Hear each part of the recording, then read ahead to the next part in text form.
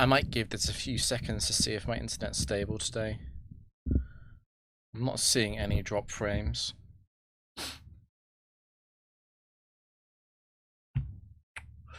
I'll continue the level 50 streak.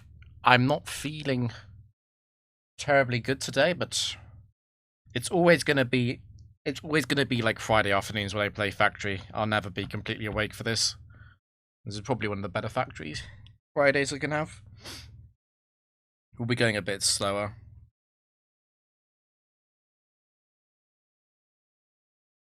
It's getting past the round 9 hump in doubles can take a bit of effort.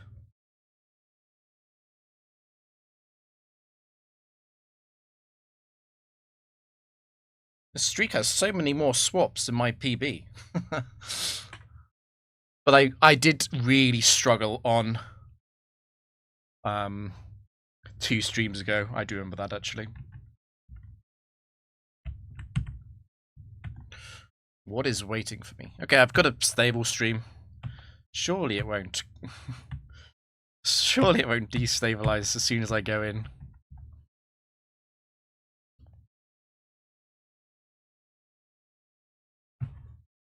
No type.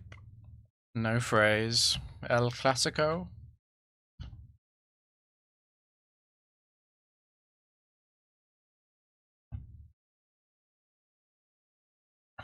Who is it? I saw Machamp earlier today. Machamp almost got Beaveries. Machamp 7. I'm hoping it's... Obviously, I hope it's not Machamp 7. Oh my god. Oh my god. I jinxed it. Okay. I mean, Machamp 7 can potentially go in the back. It'll be a poor draft if Machamp is coming along in doubles, though. Okay. Scum 1 is...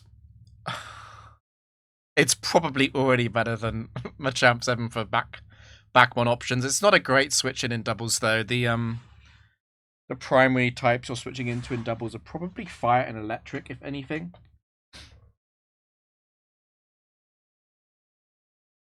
And ice, and it's not good for Skarm. Okay. I mean, Rapidash 1 is definitely better in doubles than it is in singles. There's no doubt about that. Protect, and base 105 speed. I forgot you are. Yeah, you are quiet. God damn it. As soon as I said base 105 speed, I remembered that. Little factoid. Metagross 4 is a very good Pokemon.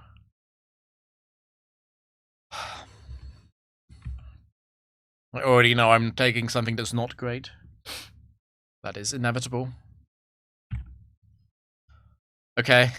I mean, this would be an interesting singles team. I'm increasingly worried. I think the final one needs to be something that can lead alongside Metagross, so I'm in a bit of trouble. Okay. That qualifies. It's not the best elements. The defense slant on it. It will be Salamence, Metagross. I'm just wondering what's in the back.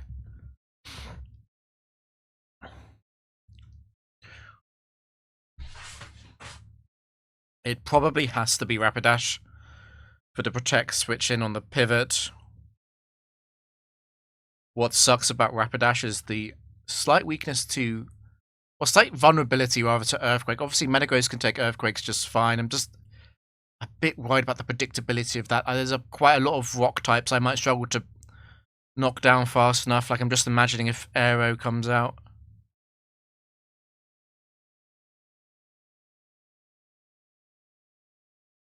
The alternative would probably be Ludicolo. Ludicolo, an interesting option in doubles in the back. The idea of putting something in the back is that you're coming in and forcing a 1v1. There's a long list of Pokemon that Ludicolo 1v1s with the IV advantage. Thanks, Dennis. But Rapidash is a much more consistent performer, even though it's kind of all in on Flamethrower.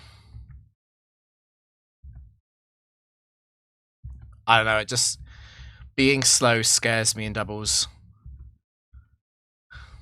If I'm Ludicolo, Metagross, and Salamence, that's a very vulnerable team. I'm very vulnerable to everything above base 100 speed, basically.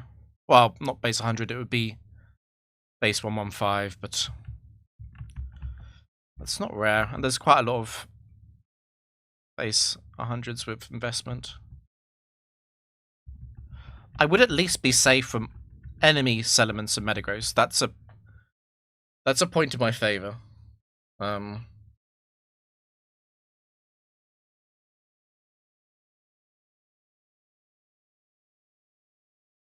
gonna put in Metagross and Salamence. The order doesn't matter. I haven't got a Levitate. I'm not swapping them either, I don't think. If I swap one, it's probably Salamence. So I'll put Salamence in slot 2. The final one is interesting. I think it's not Skarmory. Skarmory cannot switch into enough moves that would scare Metagross and Salamence out. Machamp, Rapidash, and Ludicolo. Ooh, there is something to be said for all of them. We're probably getting rid of whatever we take.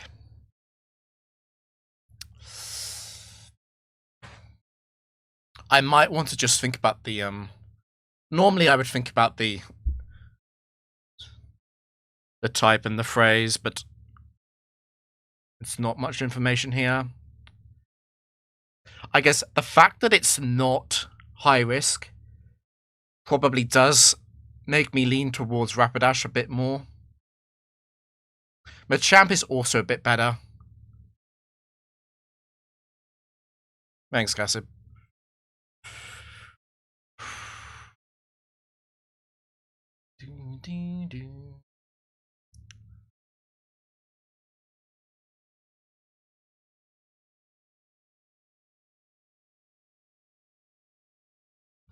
I'm worried about how many Pokemon are going to survive the Earthquake Aerial Ace combination.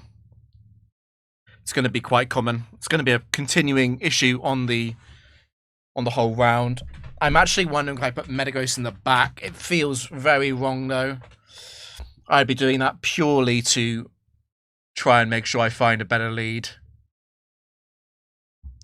But I could put Metagross in the back for the crime of being slow. On the other hand, lead Quick Claw is... It's surprisingly good defense.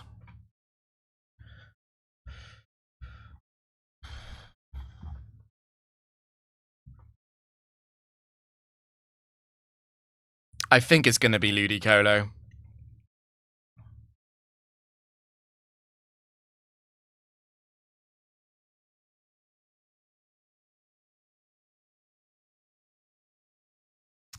It's not just the Earthquake thing. I'm a bit worried about waters. Like, what if it's a water and either another thing that I need to immediately deal with, or it's just a bulky water? Particularly if it's a fast one, or one that could be fast with Quick Claw. Like, the Ice Beam threat into Salamence is overwhelming. If Metagross or Salamence go down, and Rapidash is coming out, I'm in trouble. I don't think I can go. I actually don't think I can go Rapidash. I think it has to be Ludicolo. The more I think about it, it could actually be Machamp as well. The problem with Machamp is that I have very limited immediate answers, and I'm expecting to go down or be even on a 2v2 quite early. Ludicolo doesn't offer immediate offense either, but at least I have a much simpler endgame to work towards, where Metagross and Salamence can try and get rid of things immune to Toxic and Leech Seed, and things that are too overwhelming for Ludicolo, and Ludicolo 4 is bulky enough that I could double Intimidate something if needed. And Ludicolo can switch into Earthquake turns as well. It's not great, though. Yeah, okay, well, let's go Ludicolo then.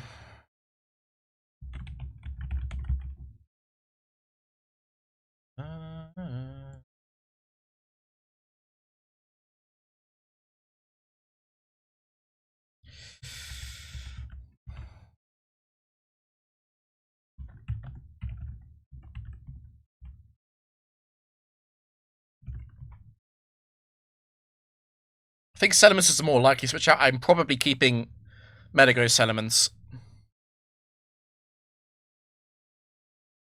I think I would take a solid water performer. I'd probably take it over Ludicolo as a swap.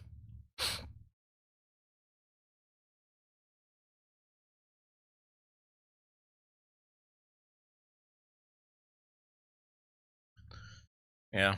Well, let's see.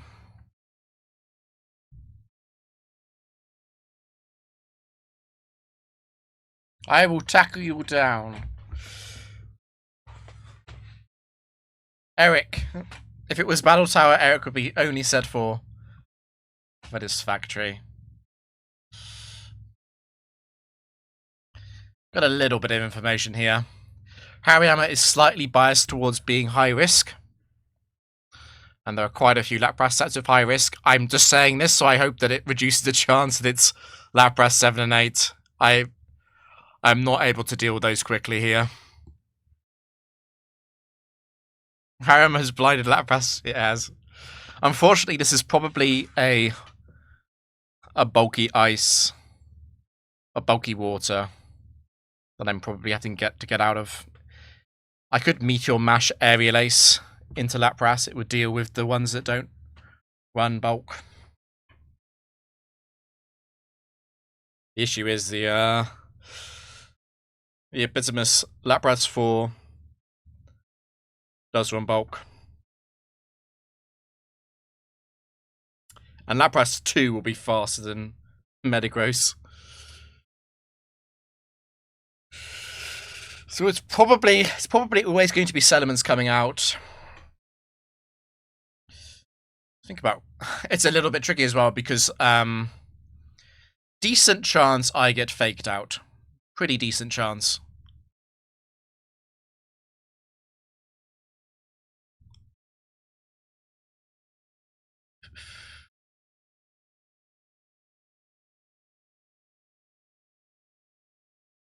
Yeah, pretty decent chance. Cross Drop is obviously a high crit move. It's always got a chance to cross drop Metagross as it doesn't resist it. Could be Rock Sliding. And if it's the punch set, obviously it can do the appropriate punch into the appropriate target. Hariyama is not actually a huge problem. Lapras is a huge problem if it is an Oko set because Ludicolo can't handle those. Ludicolo can handle the rest though. I'm not too worried about most of Lapras sets. I think it is a good idea to try and keep Salamence alive.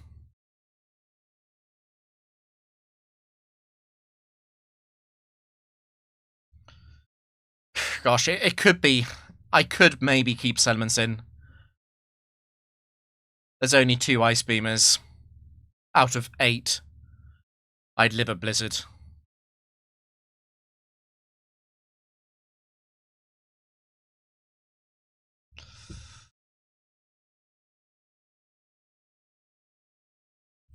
The upside of keeping Salamence in is I could just try and kill Hariyama immediately. I could Aerial Ace.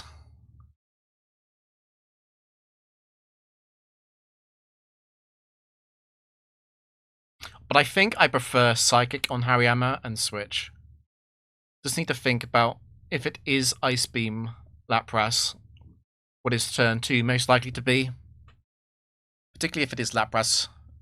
If it is Lapras 4, I'll probably have to leech the switch in and Meteor Mash Lapras.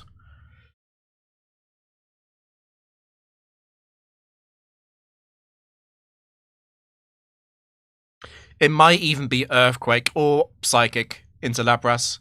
Just bring it into range where I could double it down.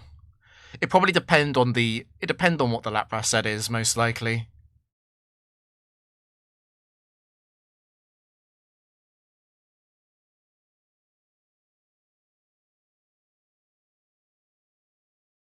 And let me think a little bit about the OK moves as well.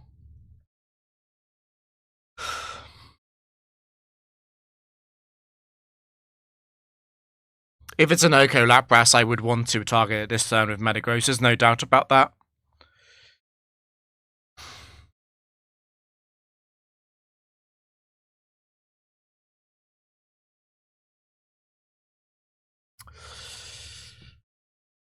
If it's OK, but OK doesn't connect, I can mash Leech next turn. The other thing about Oko is if it does connect with an Oko, as long as it doesn't Quick Claw Oko and beat Metagross, at least I probably kill Hariyama and then I get to intimidate it in the back one as well. And because it's not an Ice Beamer, actually not desperately important to get rid of it.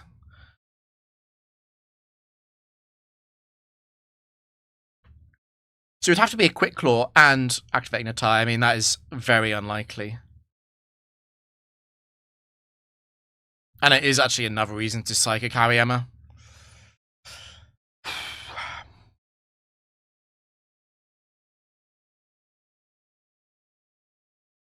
I'm gonna do it. Feels correct to get Settlements out. It's a more conservative play. I should have the advantage here in general. The bad matchup probably is Lapras Settlements. Okay, so it wasn't Hariyama 1. It wasn't Fake Out. Confuse Ray.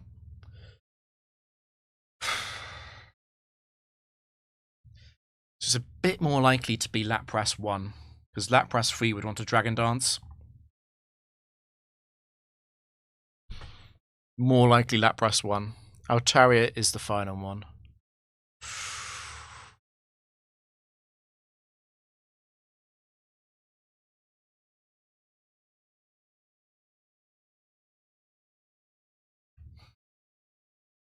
Just thinking back to Hariyama. So we killed, it wasn't Hariyama 1. It also didn't Fake Out. So it's unlikely to be Hariyama 4. Of course, Cross Chop can get the +1 into Metagross.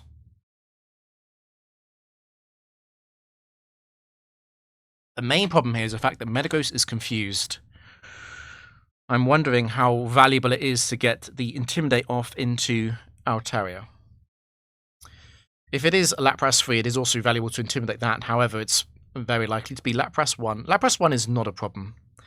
It's only going to be annoying, but the fact that Metagross has no gender does help me out a bit here. I'm not too worried about Lapras 1 endgames. More concerned about Altaria. So Altaria 4 will Flamethrower Metagross potentially on the switch. Altaria 3 can't Earthquake here.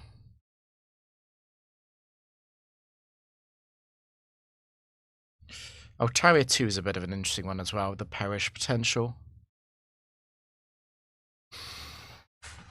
Yeah, the bad scenario would be if it's Altaria 1. Altaria 1 could Dragon Claw Metagross here.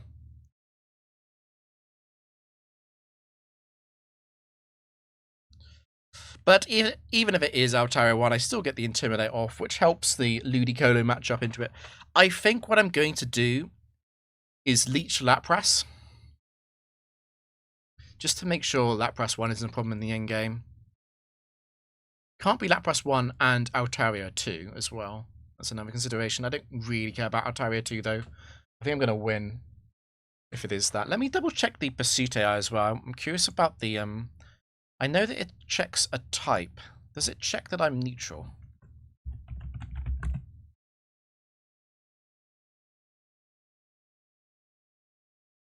It just checked Coastal Psychic, so Pursuit, fairly likely. It's not guaranteed to get the +1, of course, but it's fairly likely. My intuition is definitely switch out Metagross. I'm just wondering what to do on Ludicolo. I'll be leeching one of them. Perhaps I should leech Altaria. I mean, Altaria 4, I probably would want to put a bit of a clock on it.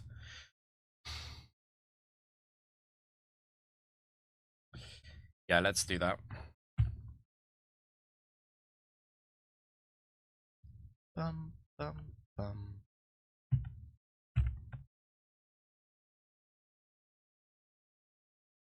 I'd also want to do this in Altaria 1, I think.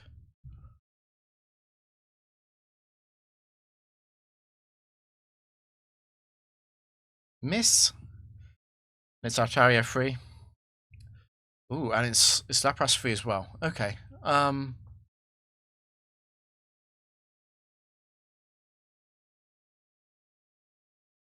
It's a bit of a turn up. Obviously, the Altaria is more threatening because of Sing. I do also have the option of potentially Guts glitching Lapras. Altaria has a Lumberry. I could Toxic Lapras here and it forces it to attack, which essentially deals with it on the spot.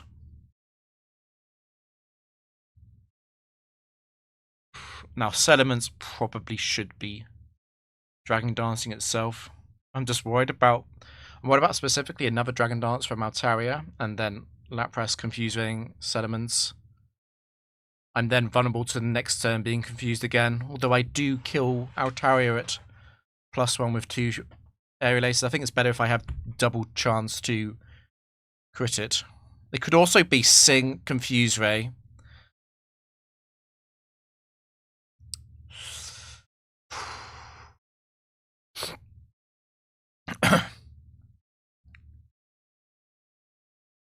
I think I'm going to Aerial Ace Leech Seed the Altaria, just because it is a much bigger threat. I don't want to Dragon Dance. I don't want Sediments' Dragon Dance to be useless. Altaria is the fastest big on the field. It might sing Ludicolo. It's gone for another Dragon Dance. That is likely while it's at full health. I've crit it. That's actually huge. Leech has also hit. I don't think that matters. I'm definitely going to ace Outie. And definitely want to Toxic the Lapras. It needs a huge amount of luck to beat Metagross, but I don't want to give it that chance if possible. That's fine. I've got a Lumberry. That's also fine. And we hit the Toxic. So because of the doubles Guts glitch, that's the end of Lapras.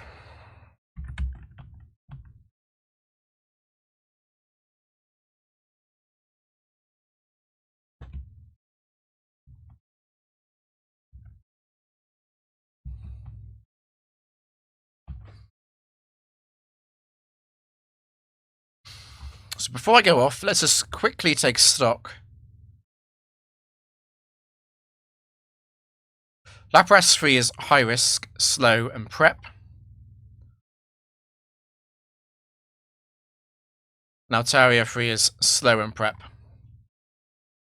That doesn't tell me anything at all about Hariyama, apart from the fact that it's not high risk Hariyama. So it's probably Hariyama 2. It might be Hariyama 4 if it got the +1 on cross drop. Very likely Hariyama 2 there, which is the Punch Master set.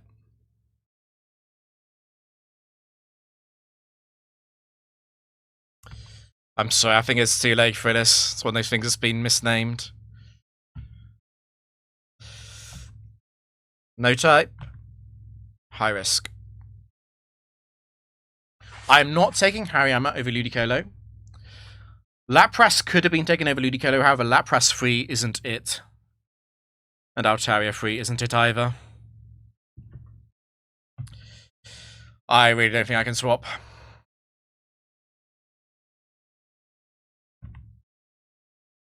Touch. Slash Josie. Again, if it was Tower, this would be a set 4 trainer. Clops and Trode. High risk obviously does bias this quite strongly towards the explosion electrodes. High risk Clops is double edge and pain split. It is a little bit scary to think of electrode exploding next to a ghost type. How would I explain to a therapist? I don't know. I think things just get misnamed, unfortunately. It does happen quite often. The good news about Explosion here is the fact that I have at least intimidated it.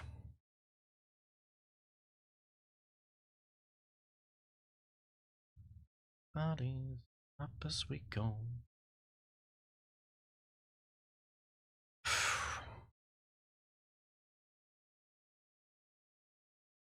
I think Metagross is always going to Earthquake here.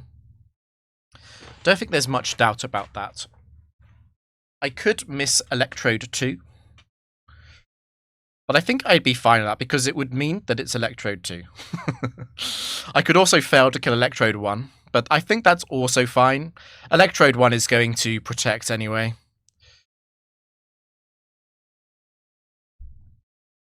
Let's think about Clops. I think, obviously, if Metagross is Earthquaking, Salamence is very, very likely targeting Dusclops. It's hard to imagine that not being correct. If I didn't do that, I would probably be Dragon Dancing. However, I'm a bit worried about the chance of Thunder Wave and Confuse Ray coming into Salamence. I don't want to Dragon Dance and then be ending up using up my Lumberian confused. It's not very likely, but I think because there's a risk of that, I think I'm probably going to crunch Dusclops. That's what I'm leaning towards. It's a fairly obvious play, but there's nothing wrong with doing the obvious thing. What works against that? There's obviously Dusclops can also use Protect. I think that's fine, because it would mean it was Dusclops 2, which is a very good matchup for me. If it's Dusclops 4...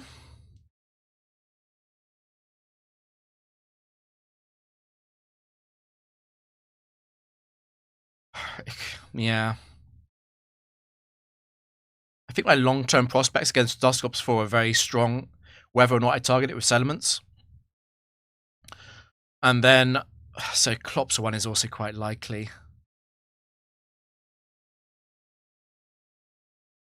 I think I'd probably just want to get Dusclops 1 off the field as soon as possible, assuming Electrode does die, which is the most likely thing. And that probably does involve crunching it, so I can Earthquake again next turn with Metagross. Or if Metagross has to do something else, I can go Settlements into Dusclops next turn.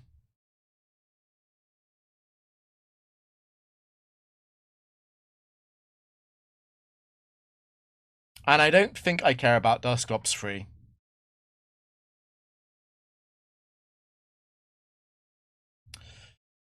And there's a good chance the Pokemon in the back is not Leftovers. There's no Type Spec, no Electric, no Ghosts in the back.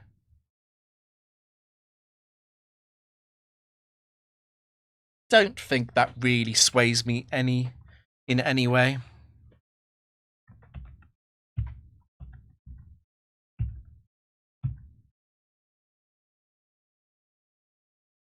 It's the obvious thing to do, but I think that makes it correct.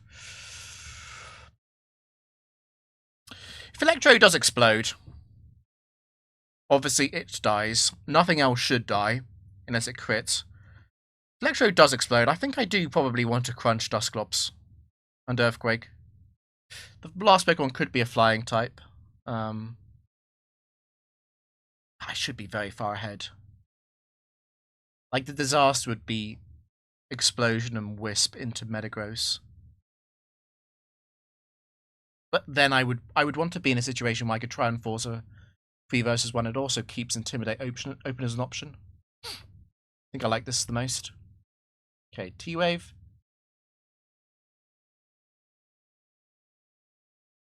And we fail. And it's Dusclops 1. Okay.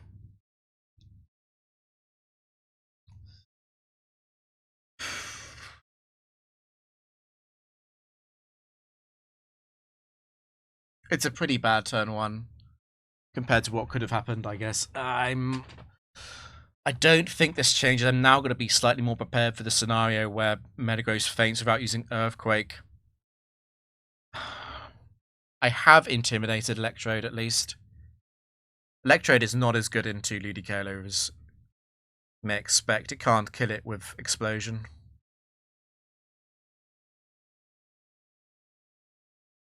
I think the primary fear here is actually Thunderwave and Will-O-Wisp both hitting Settlements. Although, obviously, I'm Settlements 6. I don't mind desperately if I am burned. It's not like I'm out of action. Another thing that could happen here is Thunderbolt Seismic into either target. Thunderbolt would have to crit for something to die, but it does do a good chunk. I think Menegos has to Earthquake. I'm happy to Earthquake next to Ludicolo if Settlements does go down somehow. Pain Split? Let's have a look at the Pain Split AI, actually. I want to remind myself of that.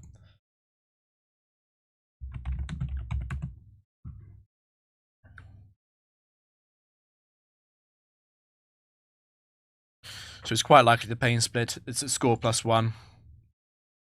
Klops is probably Pain Splitting.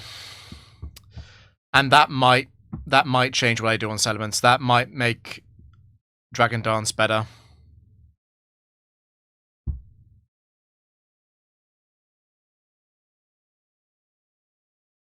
I think I'm going to Dragon Dance. Bum, bum, bum.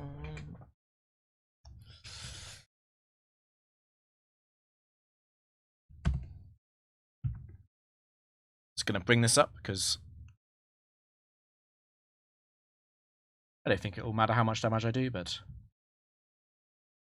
I can track Dusclops' HP backwards if I want to by doing this, at least.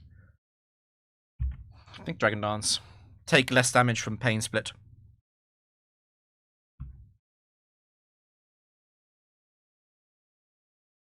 Okay, Confuse Wave is always possible. Unfortunately, Metagross is really quite likely to fail. Okay, that's big that we got it. So, Electrode actually must have used Mirror Coat, obviously, there. Since it went after... It went last in the turn order, basically. Warlord. So the fact that it was Mirror Coat Electrode means that high risk has been fulfilled.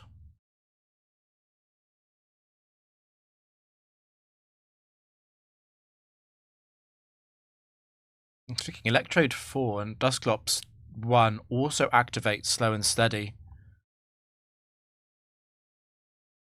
But Warlord is never activating something on its own, so this doesn't mean anything for not being flexibly adaptable.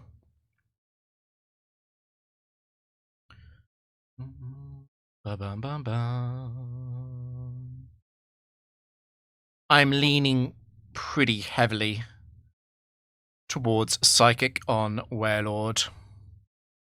Actually, you know what? I can Psychic Dusclops in case I Quick Claw. No reason not to do that.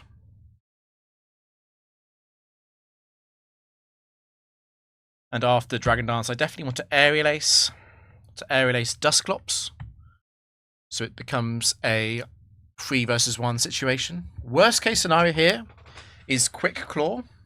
I paralyze, Warlord gets a Quick Claw Ice Beam crit into Settlements.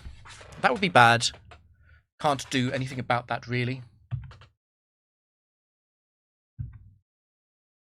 Okay.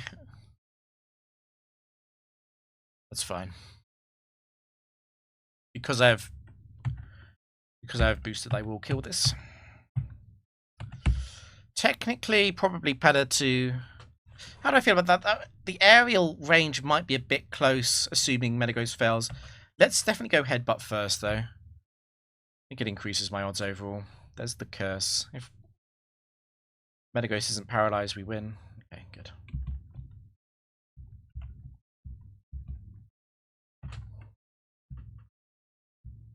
I could, of course, trap. I can trap Warlord too with the Guts glitch. On Toxic, anyway.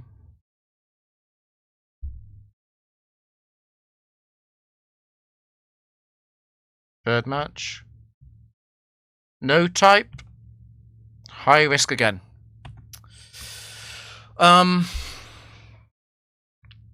Electrode 4 is a cool Pokemon in doubles, but it would have to go in the back, and I don't like that.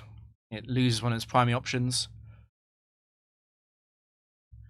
I think Free IV Dusclops is terrible. It really exposes its low attack, its low HP stat, and Warlord 2, isn't it?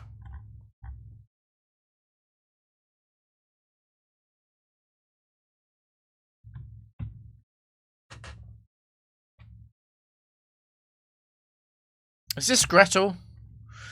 Aroma Lady Gretel? It's Abby. I was wrong.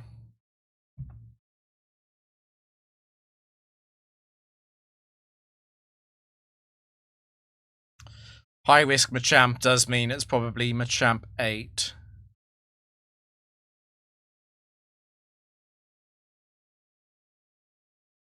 There are other Machamp sets which only partially activate high risk, of course, but it's probably Machamp 8.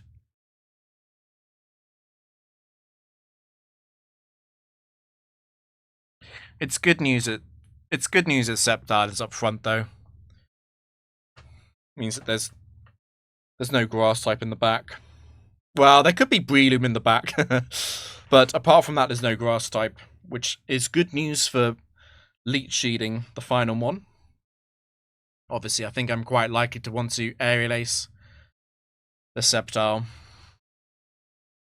I just need to think a bit about the Machamp crit lines. It's been intimidated,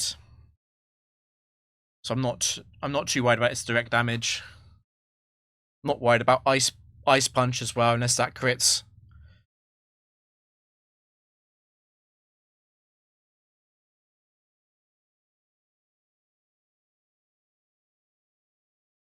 It might be better to Dragon Dance. I just don't like giving... I don't like giving the champ free an extra turn in that scenario to hit me before I hit Salamence 4. Salamence 4 is definitely the one I'm being most concerned about. Of course, Salamence 1 can detect on turn 1. It might be better to Dragon Dance, though. I could get Dragon Clawed and Ice Punched into Salamence.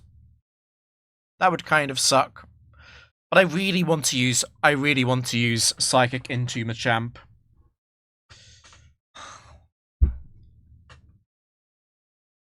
I really want to do that. It handles Machamp 3 and 4.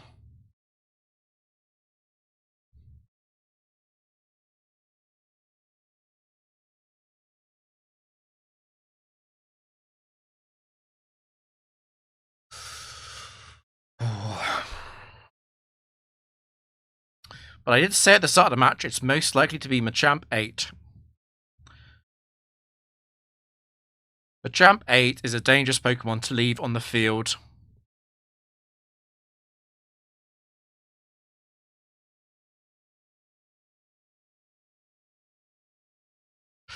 But the thing is, it's been I keep coming back to this idea. It's been intimidated. It's not really a problem unless it gets it needs to get multiple crits into multiple one of my Pokemon. Like Ludicolo handles Machamp pretty well. It could also be Machamp 7 and I could miss Psychic.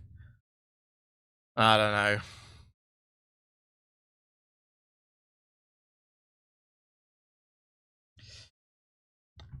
Like, if I Psychic Machamp and Dragon Dance, I get punished by losing the Quick Claw speed tie with this Machamp free.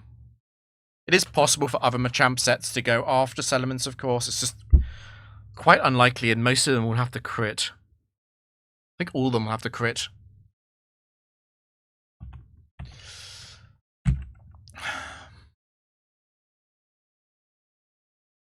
I'm gonna DD. It's leeching. Okay, that's actually really annoying because Sceptile is random between Detect and Leech. We kill it. So, decent chance that was Machamp 3 and 4. Psychic probably had a chance to kill all of the non-fully bulky ones. I think Machamp 2 would always live. The others probably have a chance of dying. Exploud final one. It's quite likely to be a high-risk Exploud, which is 2, 3, and 4.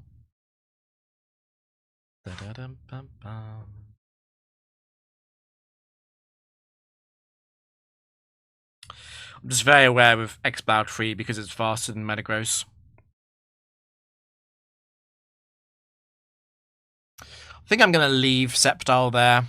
Sceptile's been intimidated. I've got Toxic. I never actually checked the Ludicolo nature. I'm Swift Swim. That's the wrong one, but that's fine. I won't lose to this. I won't lose to this Elements. I won't lose to this Sceptile, I mean.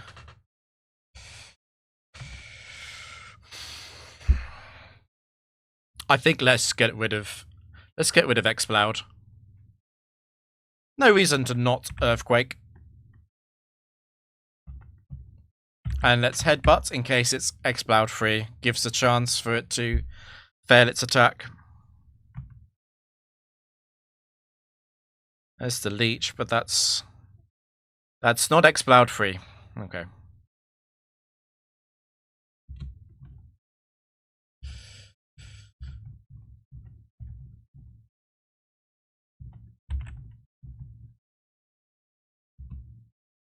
What's an awful stench?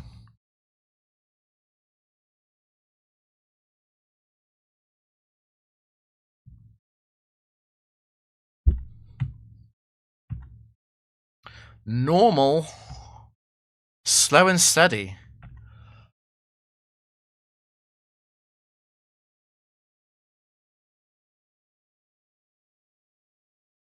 It's a weird one. Does make Blissey pretty... Blissey is pretty likely. Hold on, let me resize my OBS window here.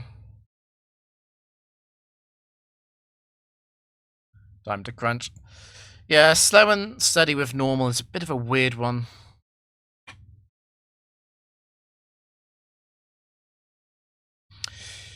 T-Wave. There's the Porygon T-Wave sets.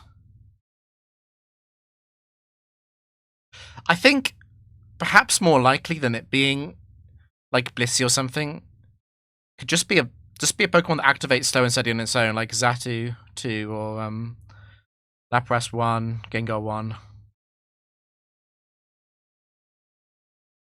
Slow and steady Snorlax is a bit ugly as well.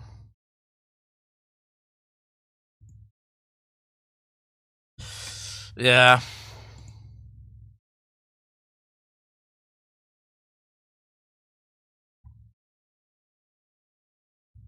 Yeah, +2 normals, exactly. So what was on that team? It was Sceptile. I feel like Ludicolo is better Sceptile. We don't know what Machamp it was. It wasn't Machamp 2.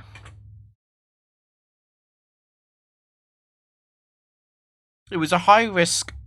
It was a high risk Machamp. So it was 1.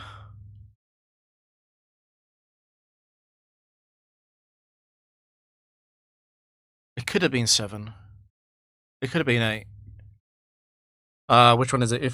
Which is it? 5 or 6? The one with double edge. Oh, but the other one has counter. Okay. But those are all cross choppers apart from Focus Punch. I don't want to take Machamp 7. I think that would be a disaster. The other Machamp sets would all be pretty good. But I think Machamp 7 could be game losing if I take it. Some of the normal flying could actually be a bit of a problem here as well. Particularly if they're in the back. I do not want to face a normal flying. And Exploud, it was 2 or 4. It wasn't 3. It was slower than Metagross.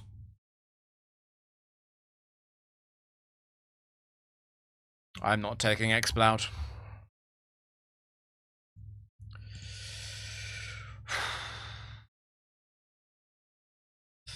Yeah, I guess so. The question is if I want to risk the Machamp Ludicolo switch. I mean, honestly, Ludicolo's pretty good against normals. I'm just a little bit worried about Snorlax if it's immunity.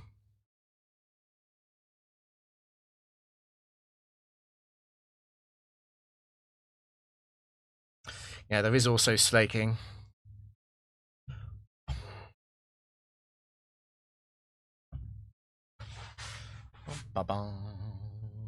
Jeremy. Gramble Jinx. So, symmetrical Intimidate, but I've got a clear body. So it's probably Gramble 1 with Thunderwave.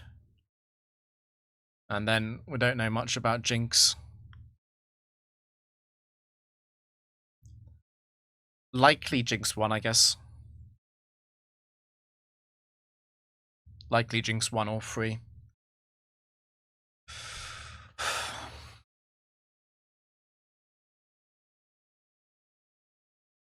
And there's some combinations here which activate high risk, high return.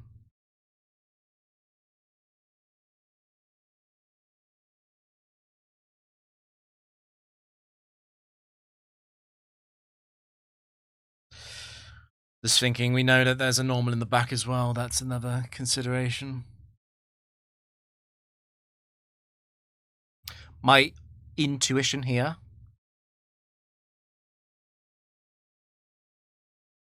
I don't know. I was going to say my intuition is to kill Gramble, but I'm actually not sure about Jinx. Jinx 4 isn't very likely.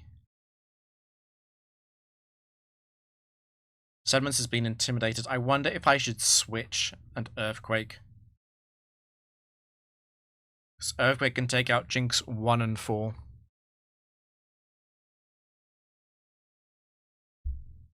Stretching out.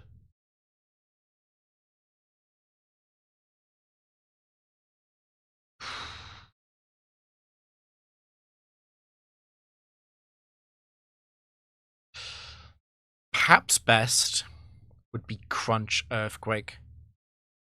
Get rid of the Jinx. Obviously, Jinx is faster than Metagross, unless I Quick Claw. Sediments would die. So would Jinx.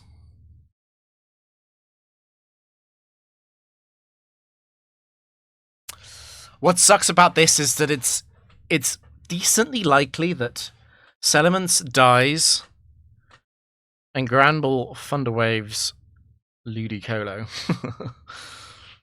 I don't really want that to happen. I don't really want Ludicolo to take the Ice Beam either, though.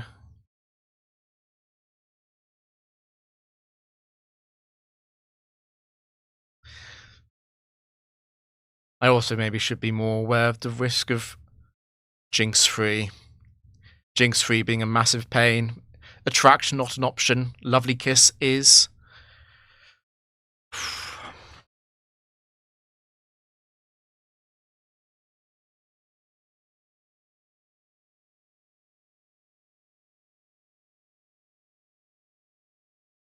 Yeah, perhaps I Shadow Ball Jinx. There is logic behind that. Jinx 2 would live, but Jinx 2 is going to protect.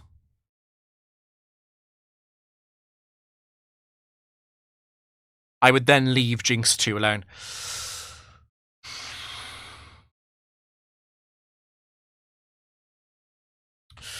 So Switch and Shadow Ball Jinx feels like the play at the moment.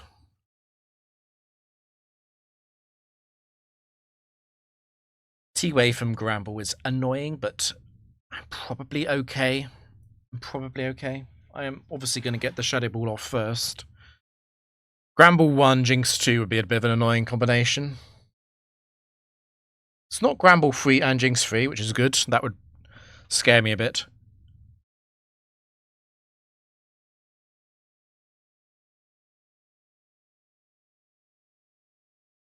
I don't think I care about Gramble 2 and 3. I think it's actually not Gramble 2 because I intimidated it. And it's high risk. I don't think I care about Gramble 3. I think Gramble 4 scares me a bit. If it's Gramble 4, it has to be a slow and steady normal in the back.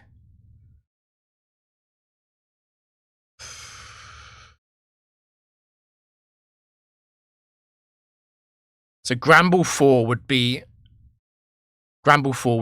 Crunch Earthquake. That would be much better to Gramble 4, definitely.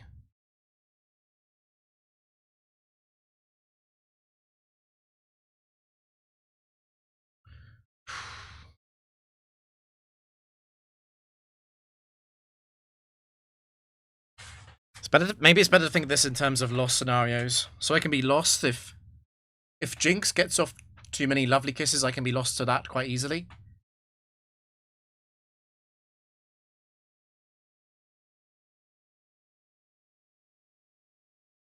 Yeah, that's the major problem with Crunch Earthquake is Jinx free.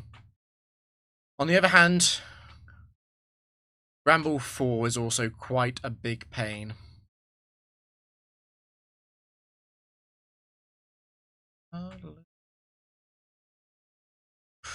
It's guaranteed to Mega Kick into Salamence.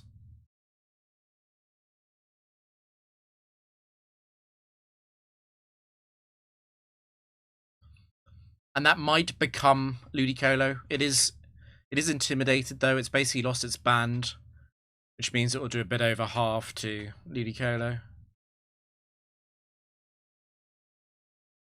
Assuming Salamence is Ice Beamed.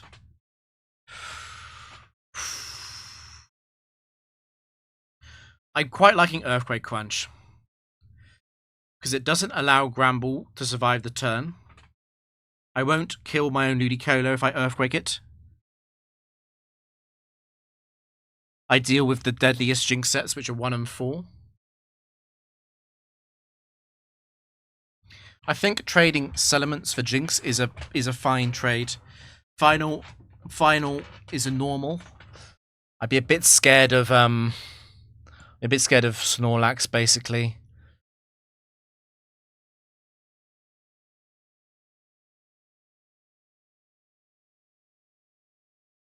Having said that, I think it would probably need to be immunity, and I'd probably be quite favoured with the Leech stalling. Metagross should still be on the field, of course.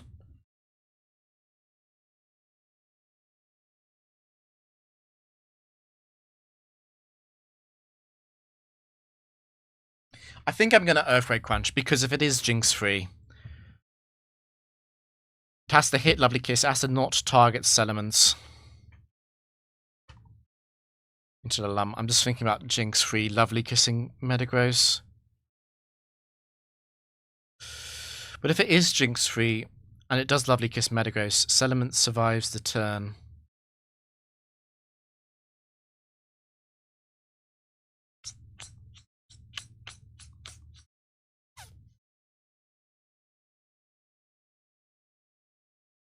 I'm not sure what I would do then. It would depend on the Gramble set. But I think that's probably the best I've got. I don't like switching.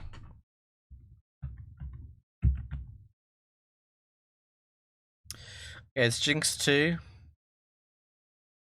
And it looks like Gramble 4. Okay. Jinx is still fairly likely to use Protect. It's got a 25% chance at +1 into Metagross and Salamence. And Protect at +0 can tie anyway.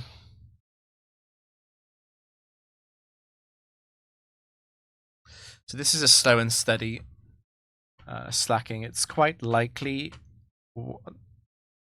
No, 1 isn't more likely because it's double slow on Jinx.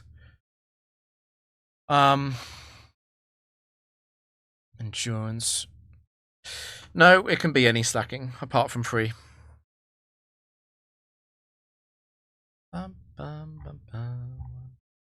Well, it can't be. No, it can't be slacking 3 because of Choice Band as well. Okay.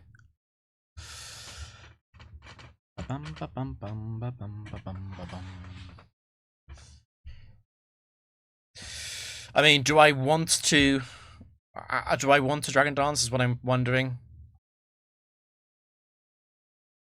Do I want to Crunch Jinx even knowing it's probably going to Protect?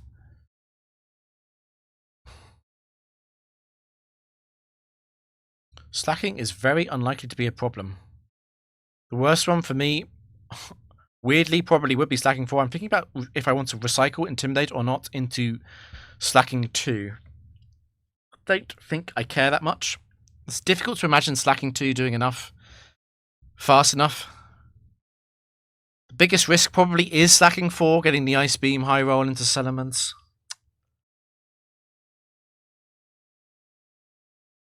Build me up. I'm leaning towards Psychic Slacking, switching out elements. It's good against Slacking 4 because of Ice Beam. It's also good against 1 and 2 because we get the Intimidate off again. I guess the downside is that Slacking might Flamethrower Metagross.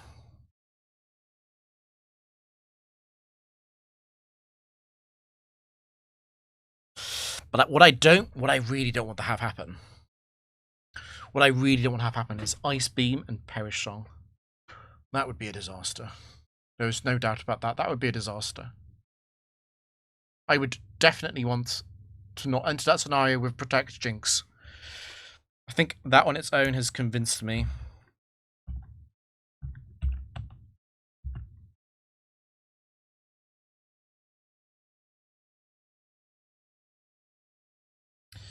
Fuck it. Oh, I got Frozen. And Perish Song.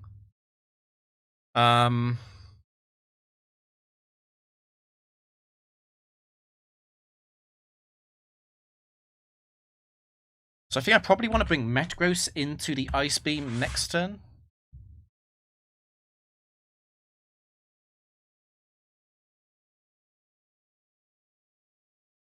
Just wondering what to do with Ludicolo. I think I'm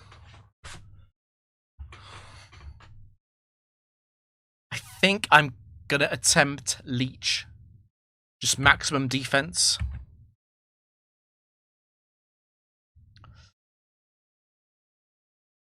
Or I don't know. On the other hand, I could just Psychic Leech here. If I deny Slacking another turn, surely I'm too far ahead. But if I switch, I reset the... resetting the Perish timer on Metagross is probably too important, actually.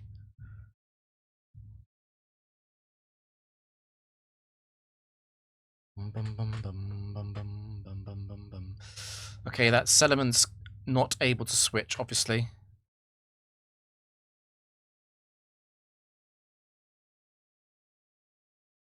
I think what I'll do is switch out Ludicolo.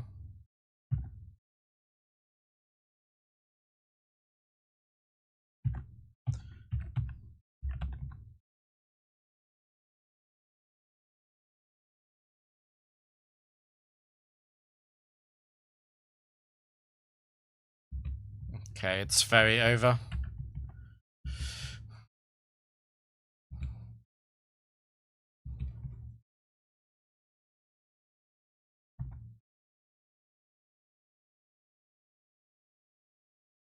Full of ecstasy and fire.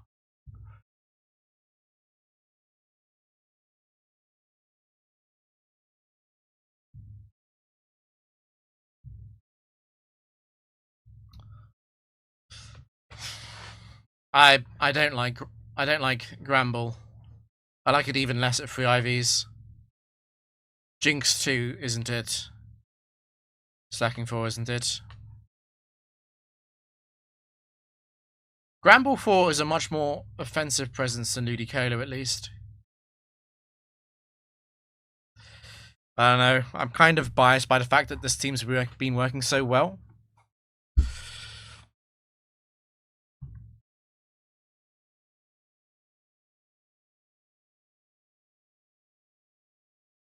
It is, of course, the no type, no phrase, which is the Lati.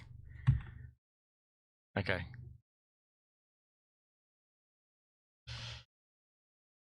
Free Spirited.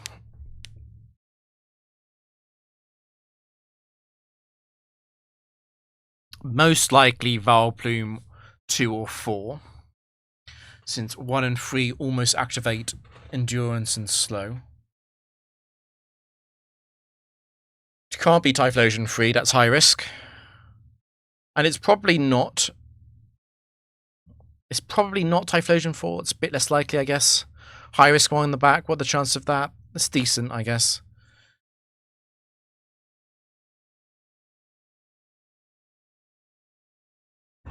Oh. How are we feeling? Obviously, the obvious play is to bring Metagross out against Fire Blast, Flamethrower, and Overheat.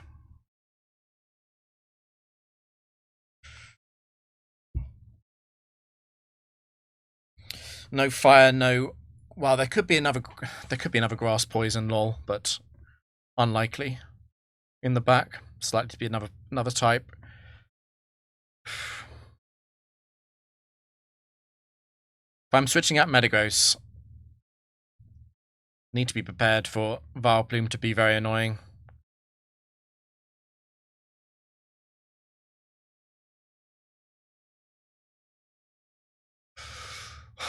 I think I'll be flying against Vileplume 2. I'm just very aware that Vileplume 2 is a mon that manhandles Ludicolo. I should be fine into it. I'm probably ignoring it.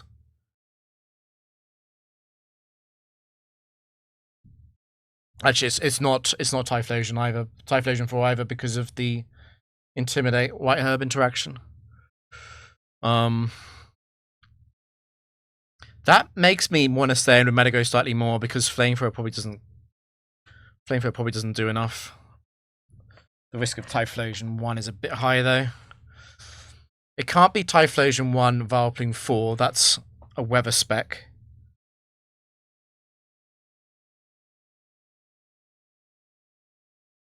Till he was dead. I'm leaning very strongly towards Switch Dragon Dance. If I'm not doing that, I'm probably just directly attacking Typhlosion.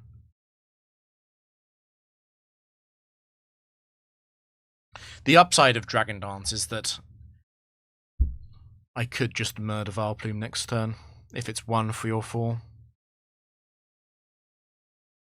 Alien. Okay, we got a decent team. I'm liking getting out of here. What's good is that I can't be sludge bombed on the Metagross slot as I switch to Ludicolo. The problem is that Ludicolo can't come back out because I will be risking the fire move next turn. So this might be the end of Ludicolo.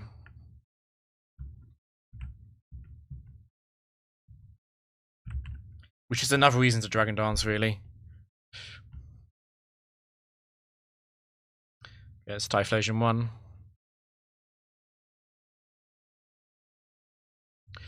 Sludge. Let me double check Vileplume for the weather AI.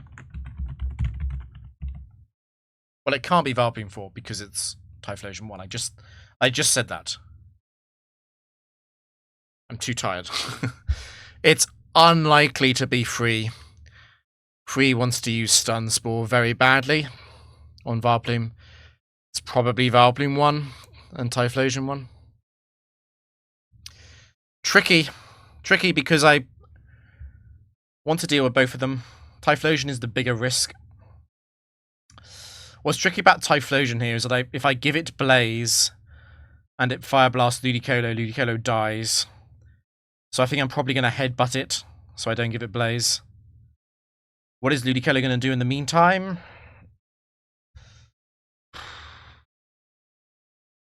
I guess I...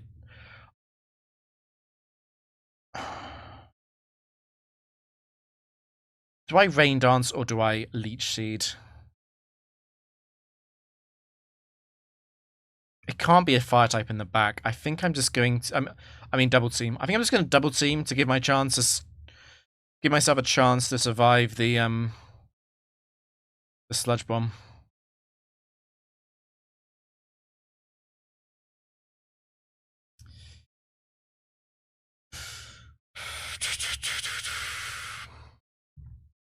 Leech Seed not helpful into Typhlosion. I can't Leech Vileplume.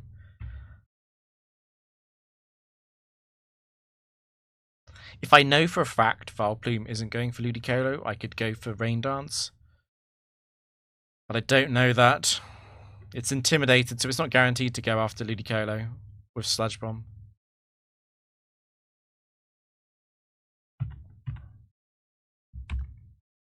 I could double dance, but I think I'd rather go for the flinch chance into Mr. Typhlosion.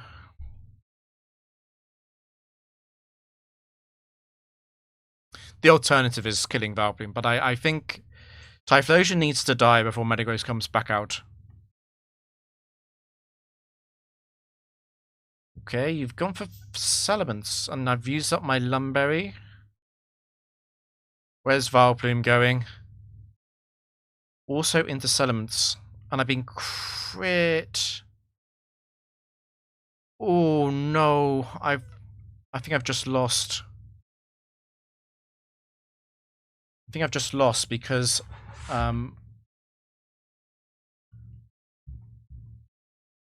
well, I can Quick Claw, but Typhlosion's about to kill Metagross with Fire Blast.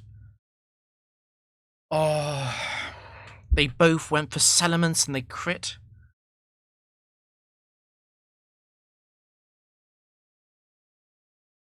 Jesus, that is unlike. The problem here is that Ludicolo can't beat Vileplume. Gosh, that's unlucky.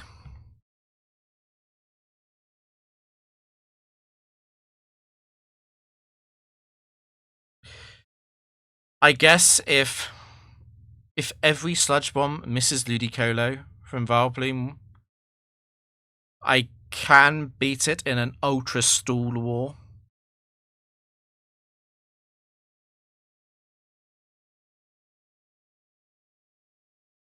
Just thinking.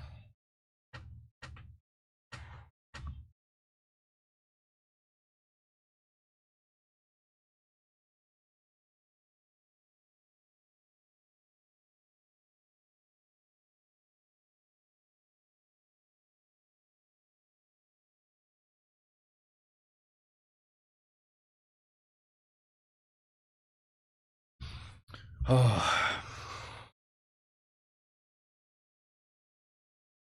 The question is if Ludicolo uses Double Team or Rain Dance. Because what could happen here... Oh, the Ultra Stall will be worth my time if I can win it. The thing is, I'm very unlikely to beat Vileplume like that. It's very likely to hit Sludge Bomb at some point. The question is if I want to Double Team or Rain Dance, because what can happen here is Fire Blast could miss, and I could also activate Typhlosion's Focus Band. And in that scenario, if I Rain Dance, then Metagross isn't dead on the following turn. However, that is obviously a 1.5% chance. Actually, it's even lower, because I also have to be consideration on the Quick Claw. I think I'm just going to Double Team. I'm not going to lie. I kind of need Metagross to seriously clutch up here. I need a miss or a Quick Claw, or I'm over 90% dead. Oh my god, okay, there we go. Quick Claw, best item in the game. I thought I was dead. I really thought I was dead. After Fire Blast, Sludge Bomb, crit into Salamence. I'm making a note of this game.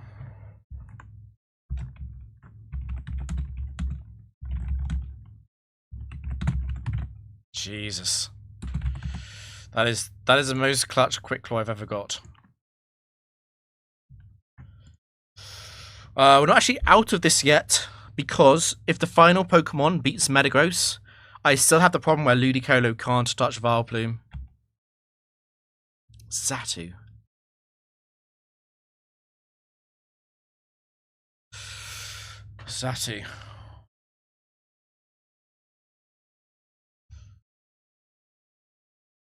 Right. I still don't actually know if it is Vileplume 1. It might be Vileplume 3. It's just super, super unlikely.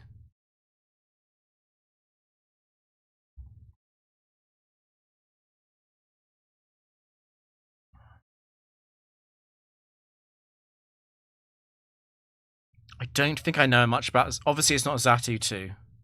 Xatu 2 is slow and steady. I don't think it's Xatu 1 either. If it is Vileplume 1, it's not Xatu 1.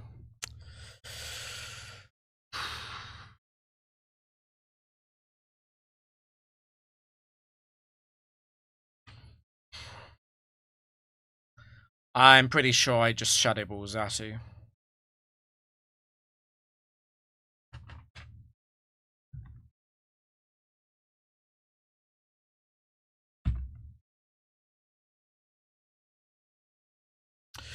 Zatu 3 could King's Rock flinch Metagross. That's the most important thing that could happen.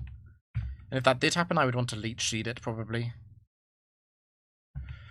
Another option is that I could just Psychic.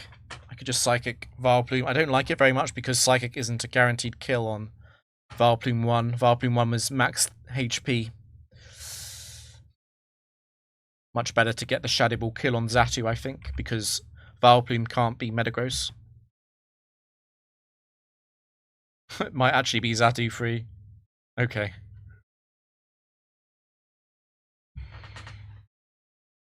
Okay, and that confirms that it was. God, it got another crit. This Vileplume has a secret scope lens. It doesn't matter what I do, really.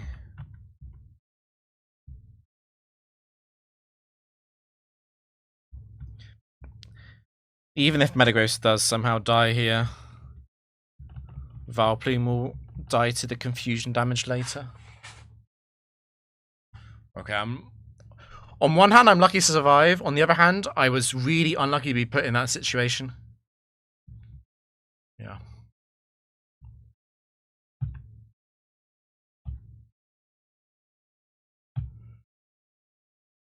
No hint once again. Typhlosion 1 is a horrible Pokemon. Even though it almost killed me, it is actually not good. Zatu used Drill Peck.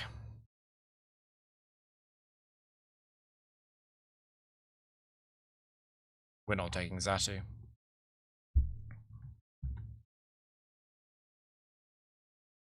I want to see escape Pokemon. This is Hex Maniac Leslie. Or Lexi. Shuckle. With no style. Shuckle Vaporeon with no style. That's a bit weird, isn't it? That actually, even though they have so many prep moves, they don't actually trigger it very easily, do they?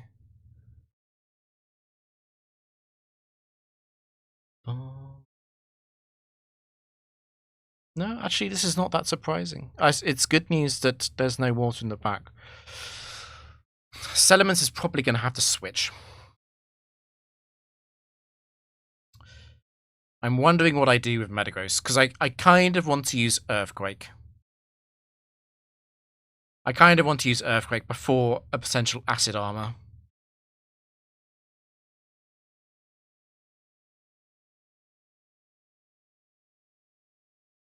The damage into Shuckle is also kind of relevant. I don't really want Shuckle.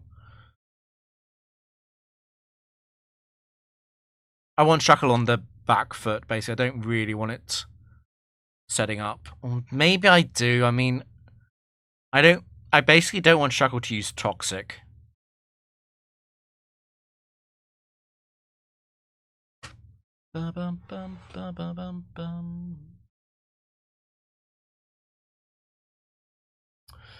Unfortunately, Omastar is not a high tier Pokemon.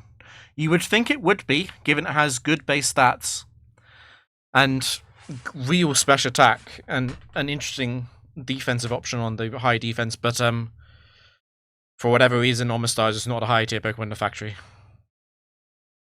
It could be Armaldo in the pack. I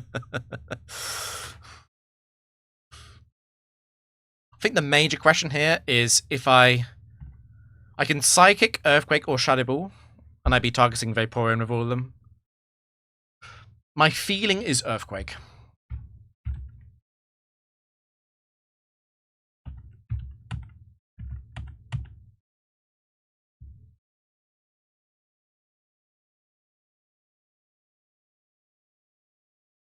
It is an Ice Beamer. Okay. And there's a double seam. Is it leftovers on Shuckle? It is.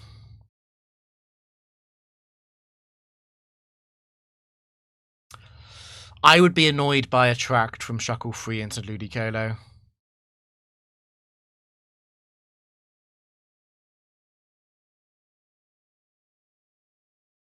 Surskid, unfortunately, also not possible.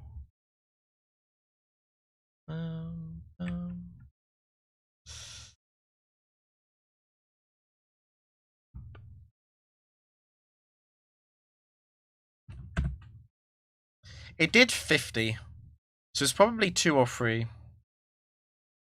And it can't be 2 because of Shellbell, so it's actually Vaporeon 3, which is good information. I actually have a lot of time against Vaporeon. What I don't want to have happen is for crits or freezes or something to go on. Probably is a good idea to get an early... probably is a good idea to get an early leech into it. I'm wondering if I should mash it as well. I could also just mash Shuckle, get it out of the way. I think Shuckle, even if it is Shuckle free, and it does use Attract, I think I'd rather it stay on the field than get replaced at the moment. I want to kill them both on the same turn, if possible.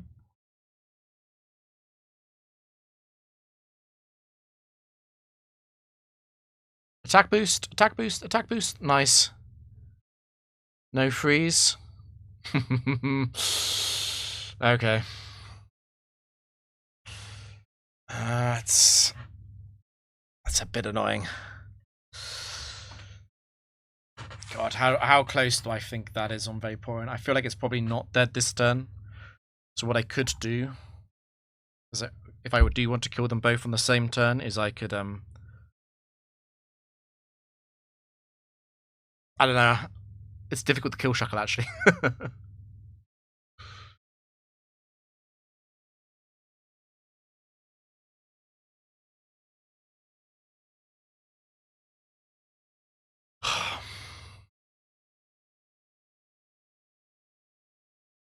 I don't really want Shuckle to substitute. I can't stop it though. Celements is also female. I'm wondering if I just go for Meteor Mash and Shuckle here.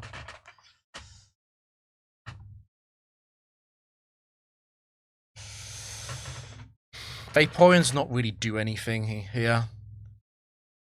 Except potentially Baton Passing, which would be... It can't Baton Pass yet anyway, actually. I think I'm just going to go for the Mash on Shuckle. It's Mash on Shuckle, or I could try and see if I can two-shot it with Shadow Ball at +1, which I don't think I can.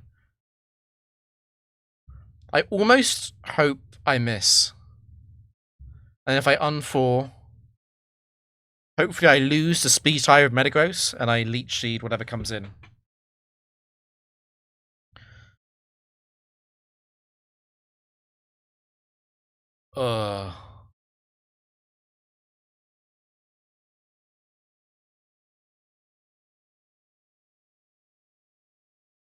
It's not a Quick Claw. It's not Latios 2.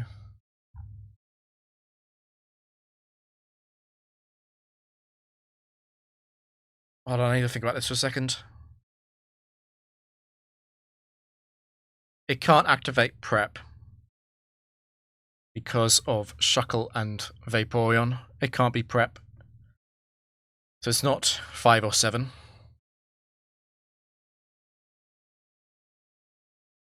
It also can't be slow.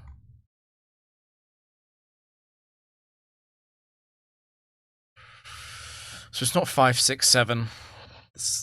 That's a little bit scary. That leaves the good Latios sets. 2, 5, 6, 7. I think that's the exclusion. 2 because of Quick Claw. 5, 6, 7 because of the phrase.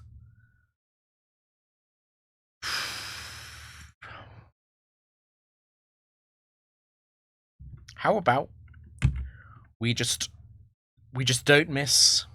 There's no focus band. There's no crits. We just kill it right now.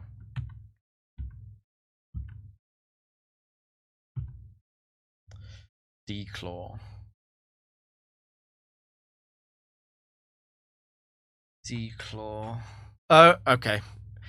That tells me what it is. I was wondering if that was modest damage. So it is obviously Latios 3. The Pokemon that saved my ass at 84 last week against Noland.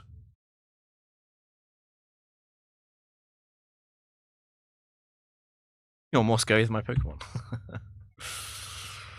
She said, want to see a scary Pokemon, then she sent out Latios free in the back. That is a little bit scary.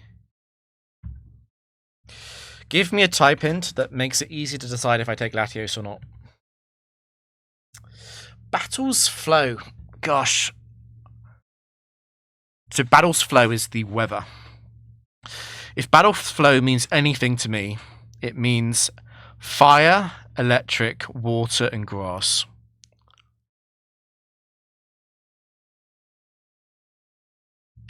I'm thinking about Lati. The thing about Lati, I think Lati 3 is worse than Ludicolo in general. But Latios is not worried about last mon grass types in the same way that Ludicolo is sometimes. Latios is also pretty good against a lot of the fires and electrics. Not all of them, obviously. There are fires and electrics which have some nasty surprises for Latios, but in general, what I'm a little bit scared of is the Rain Dances. But honestly, the Rain Dance water types, as a collection of Pokemon, they don't run Ice Beam, really. It's a little bit rare. I suppose another factor, actually talking about Ice Beam, is that obviously Hail is also a weather move, which is not good for Lati.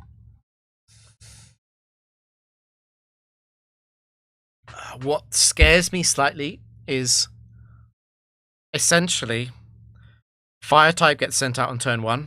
That's bad for Metagross. And then something gets sent out, which is a Pokemon that could threaten Salamence. And it's like one of those things where it's like they could both be the weather type, the Weathermon, or they could neither be it. And I wouldn't know which one to switch. And I wouldn't be able to switch if Latios is in the back anyway. I wouldn't be able to switch Salamence out. Now, the Hail sets are obviously slow. They're slower than Salamence, they're slower than Metagross. They're slower than Latios as well, of course.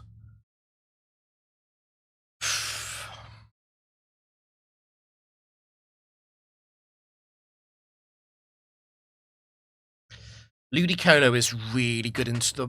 I feel like Ludicolo is really good into most of the water and fires. I'm a little bit worried about electric. If I take Ludicolo... If I take Latios for Ludicolo, it would be because of electric, mostly. Also a little bit scared of grass. A little bit scared of some of the grass types that can't be leached. They would have to be in the back, though. A lead electric would scare me. Thanks. Thinking about Latios 3 for Ludicolo 4. Probably am taking it.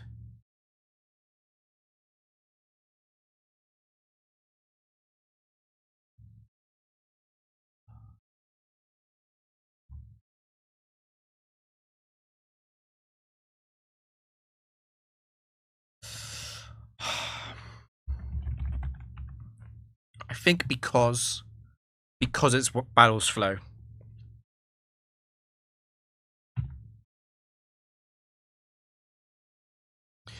Because it's Battle Flow, I'm going to take the Latios.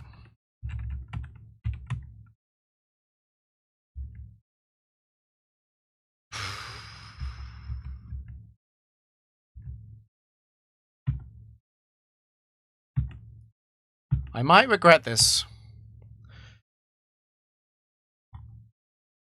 It is possible, but it should be very unlikely that this is a double water lead. I would also be scared of an electric fire lead.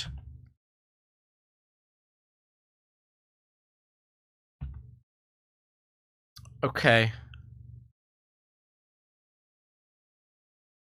White herb, okay.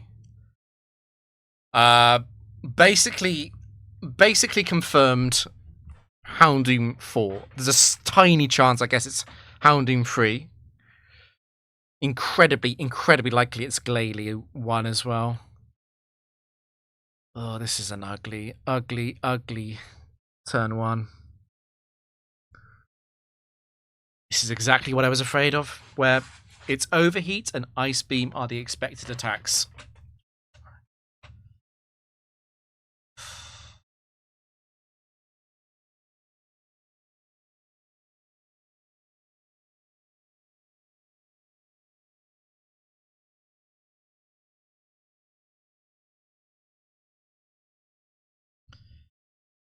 Oh, this is so bad.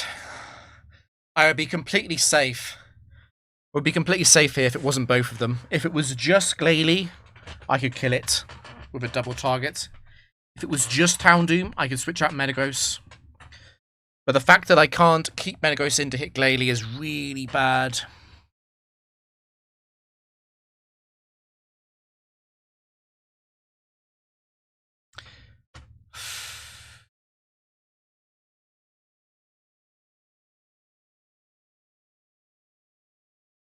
What's also really bad is if I'm thinking about switching out Metagross to keep Metagross alive. But Latios won't be able to Earthquake next turn. Not next to Metagross. Bum, bum, bum.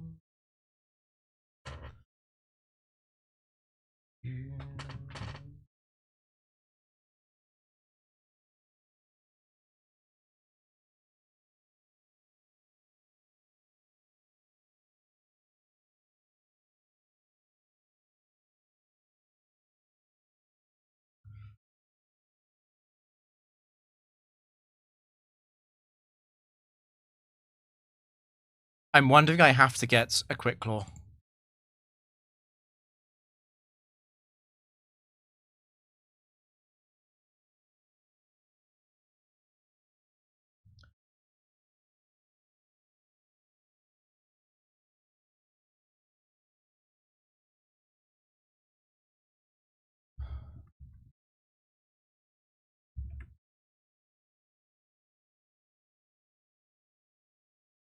I'm wondering if I have to get a Quick Claw or an Overheat Miss. If I switch, what would I be doing? I'd be switching. Latios would be hit by Overheat, which is not good.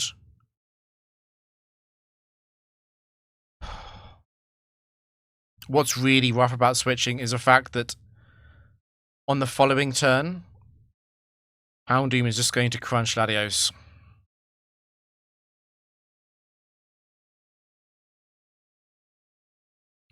Which I guess means that I can Earthquake with Metagross.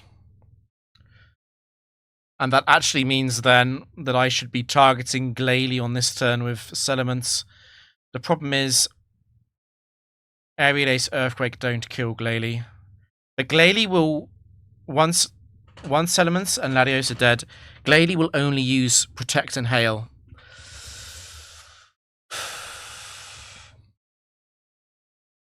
So perhaps what I need to do then, is go for the YOLO try and kill Mr. Houndoom with a crit on Salamence this turn. As I switch out, I think that's correct. Latios is dead, but it's whatever.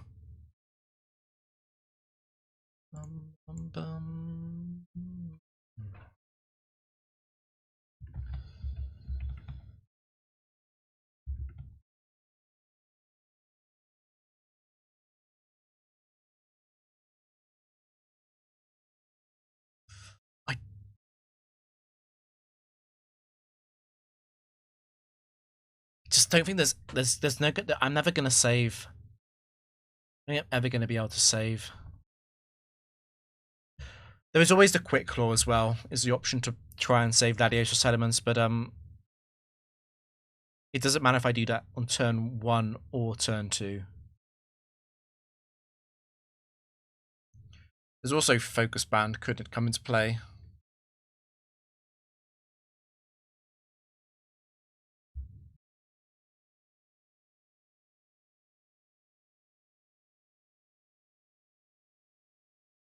I'm just wondering what Salamence should target.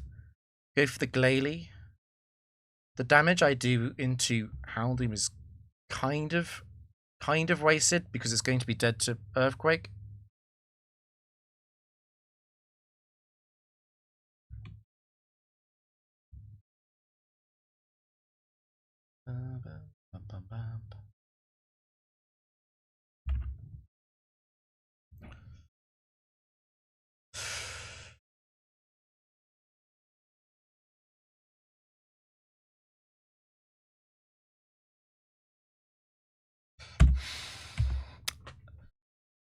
This sucks.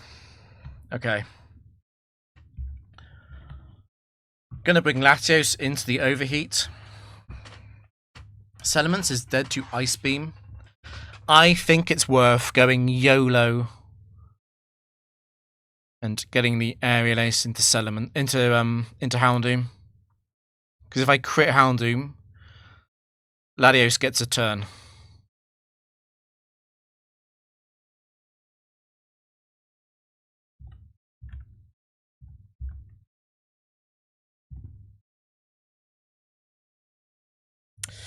I was kind of hoping that would miss. And I don't get it. Okay. Don't get the crit, don't get the miss.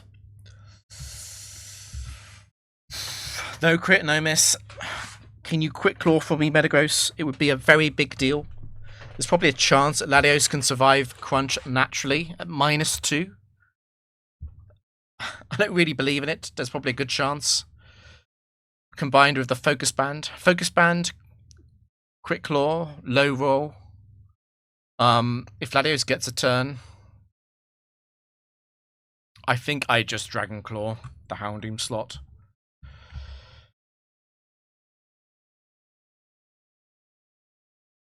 What sucks about this is that Glady's going to get the attack off into Metagross. The Ice Beam's going to get redirected. Quick Claw, and then I Dragon Claw the Pokemon on the back. Without Quick Claw, if I get a Focus Band or a Low Roll from Crunch, I Earthquake the Pokemon on the back. I think both of those are decent. It's depending on the flow. Don't know anything about the last Pokemon. Except that it's not Fire or Ice.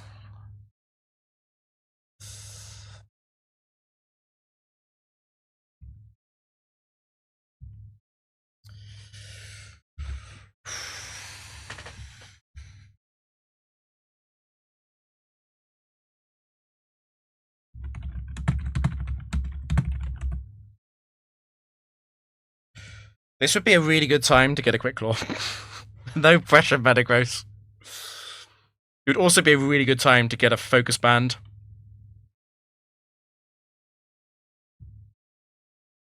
Please. No.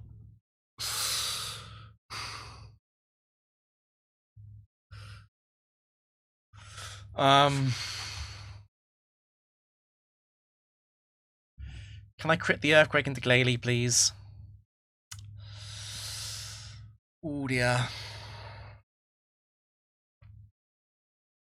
So the next turn after this, I'm about to be Ice Beamed.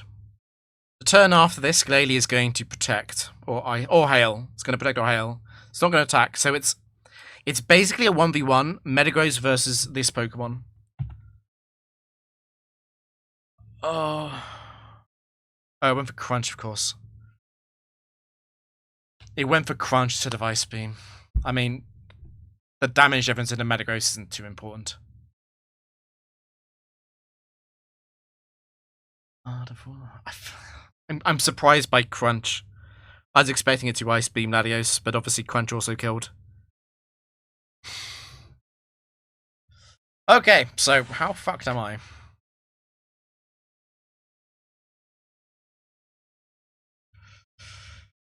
I'm not sure what Raikou I want this to be. Probably 2. 2 is probably the best case scenario for me. If 3 gets the King's Rock, that would suck. Reflect could also really suck. Best case scenario, I Quick Claw. Next best after that would be Calm Mind from Raikou 1. I would like Raikou 2, I think. 3 and 4 are the scary ones. I would rather 4 than 3. At least 4 has got a decent chance of using T-Wave or Reflect. I don't mind Reflect too much, actually, thinking about it, because I can just Psychic Glalie at the end. Come on, Quick Claw it. Quick Claw. Oh no. 24. Okay, so it's all in about It's all about whether or not I kill now. I should be favored to kill. I'm definitely not meteor mashing. I'm definitely using psychic. Glalie has identical. Factory doubles is 3v3. That's right. Glalie has identical base defense and special defense. It's 80 in both.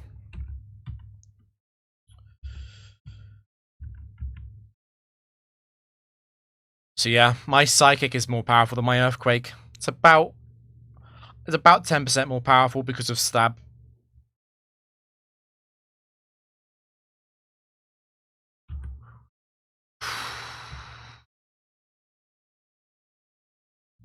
It might protect again. That's also possible. Okay. But actually, it wasn't going to protect there. It was going to kill me, but that's fine.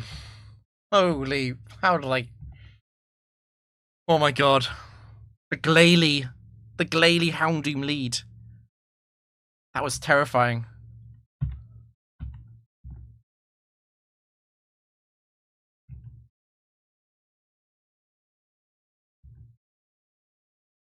The power of 31 IVs. Jesus.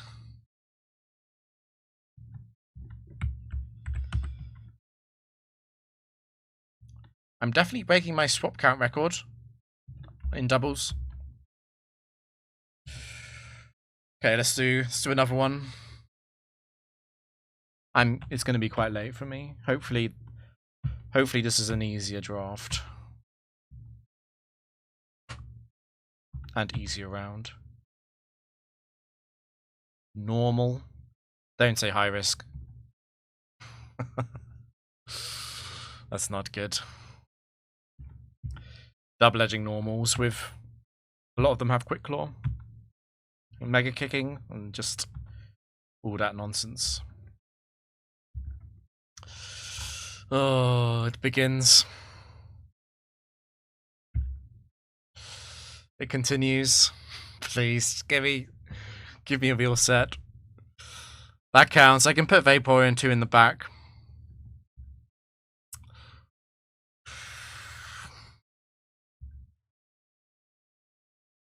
Okay. I'm willing to take Charizard 2. Oh, this is a weird one. Because Charizard Salamence Vaporeon is a little bit electric weak, which is a bad weakness to have in doubles. Is not the type you want to be weak to, the fast type with Pokemon that always have stab.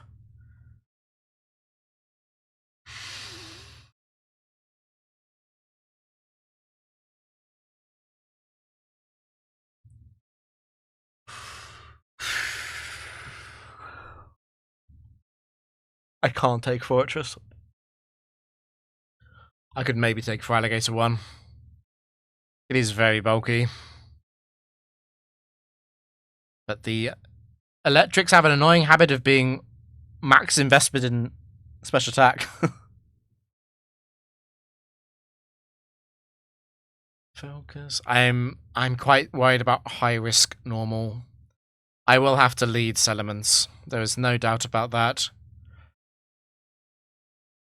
And I think I need the immediate power of Charizard Salamence into most of these threatening normals. What I don't like about Salamence Charizard is that I'm a little bit vulnerable to Intimidate. Tauros and Ramble being the Intimidators, of course. And they have high risk sets. I don't think it makes sense to put Vaporeon up front. Or I'm not going to be able to solve this electric problem unless I get gifted a really good Pokemon.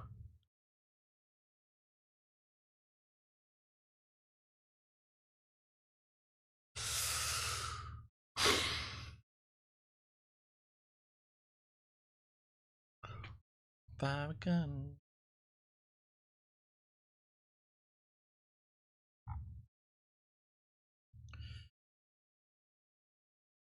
Okay, there's not actually much thinking to do here. I'm not taking for Alligator. I'll put Charizard in slot 2 in case I get lucky and trade it for a Lati.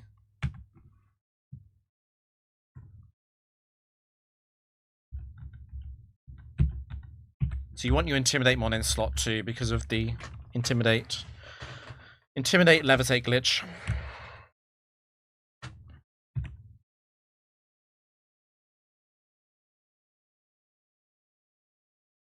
I'm feeling the loss. I'm feeling the loss coming, I'll be honest. At least I have Salamence. At least I'm going to intimidate the leads.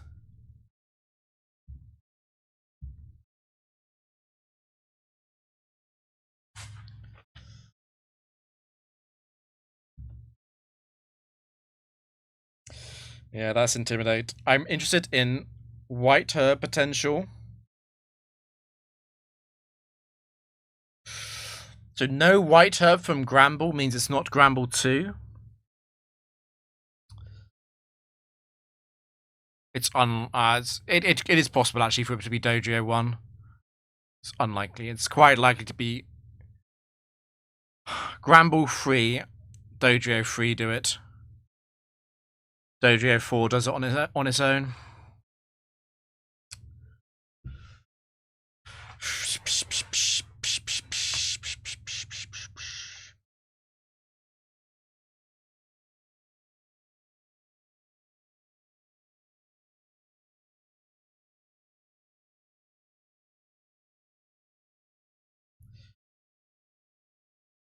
I think I'm gonna murder Dojo.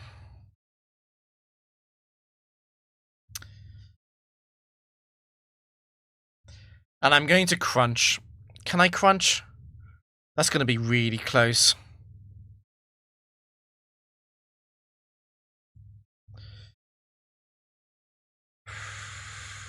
Oh my god, can I crunch? Aerial Ace crunch.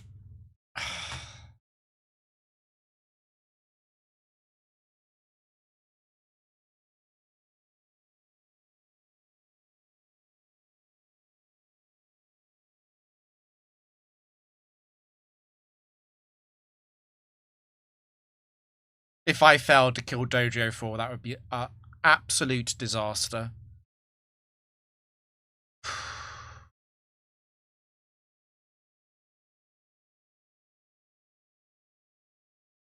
I'm considering pulling Salamence out so I can intimidate both of these again.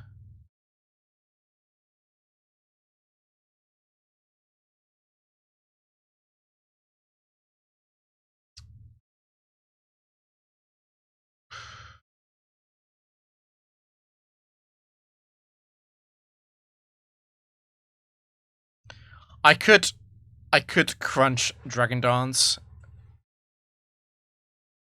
It's a bit weak. It's a little bit weak if it's a double target into Salamence. But potentially even worse if they go into Charizard.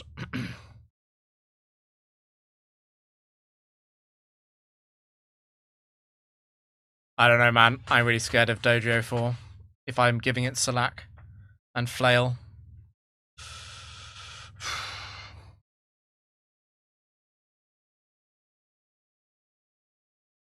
I wish this was Gramble 2. That would be so much nicer.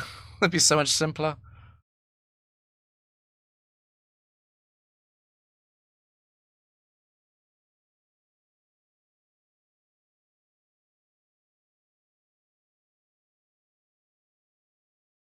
Yeah, I saw your postcards. Nice going with the Giraffaric. The Giraffaric lads. Yeah, I saw that.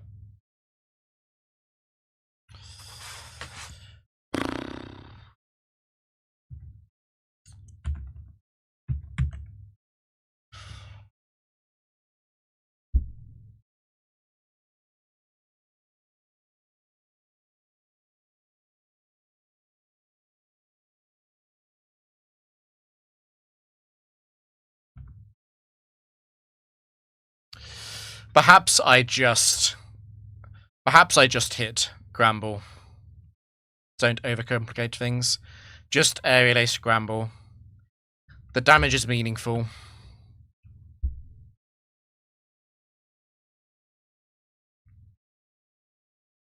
I will know if it's Dodrio 3 or 4 based on if it double edges or not.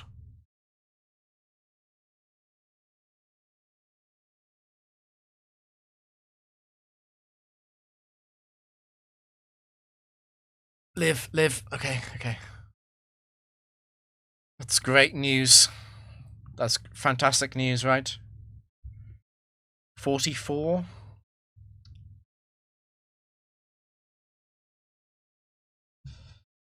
This is why Settlements 2 is actually pretty good in doubles.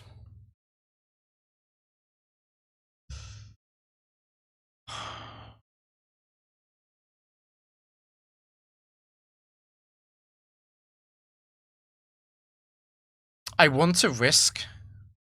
I really want to risk aerial acing Dodrio here.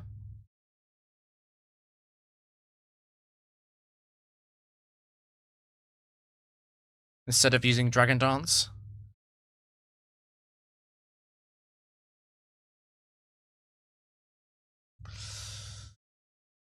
Alright, Anna. Or I could Dragon Dance and kill it next turn. Double edge Pokemon in the back.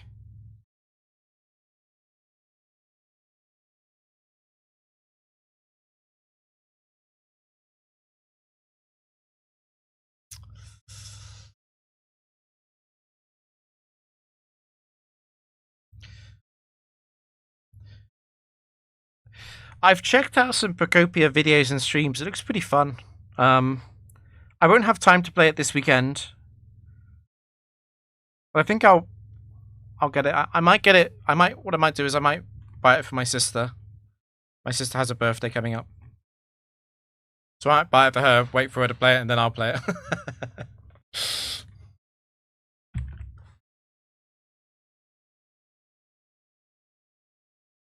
I could also switch. The downside of switching, of course, is that Charizard probably gets hit by the Gramble attack because Vaporeon is too slow.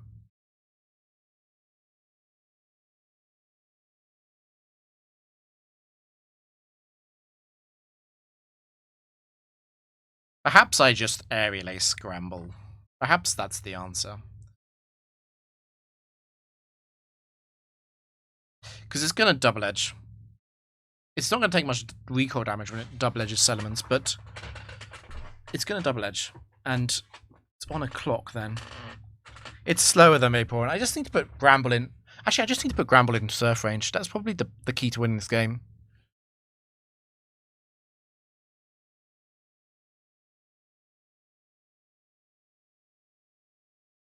Yeah, it is quite a lot of money as well.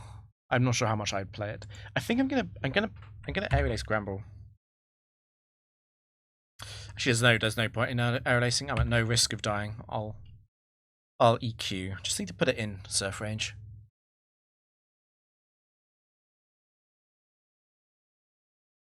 Oh, you've already got it, Diana. How far are you?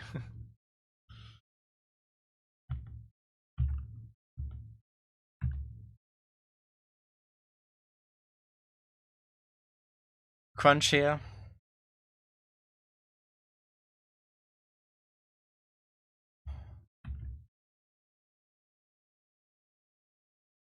You know what? Should I just double edge? I could actually double protect as well. That's an interesting option. Getting Crunch off into the Mon in the back doesn't feel hugely impactful. I'm just very worried about Charizard failing the Aerial Ace skill here. I feel like that would be really bad. Okay, good. Slaking.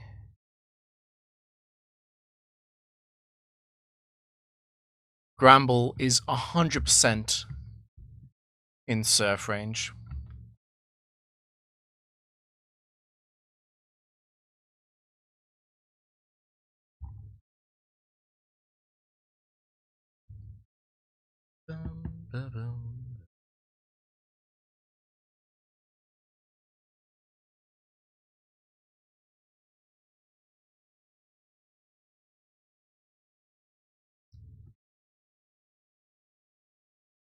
I'm just going to ace the Slaking. I think it feels right.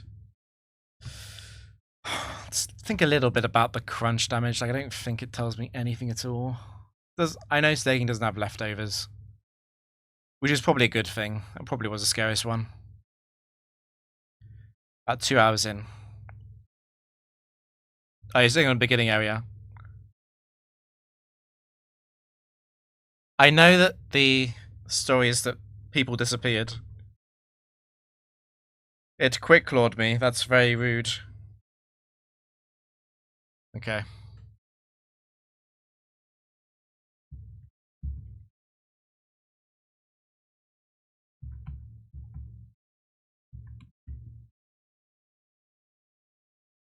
Yes, I've heard a lot of comparisons to Dragon Quest Builder. I think it's the same team that made that game.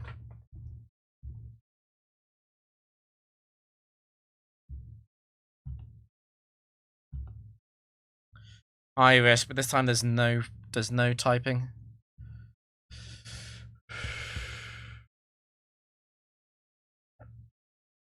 So it's slaking 1 or 4.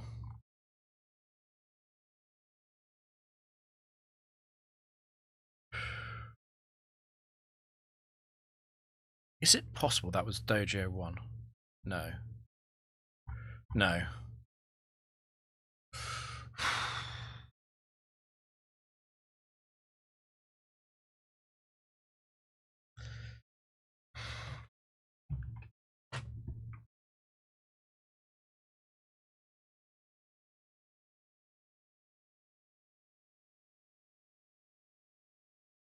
What is that?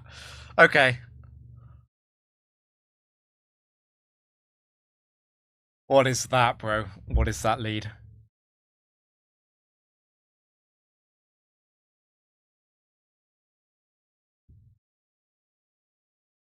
High risk.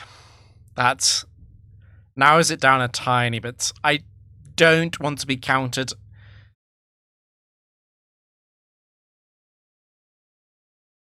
I think I need to double target to avoid potential of counter. Counter is a high risk move, to be clear.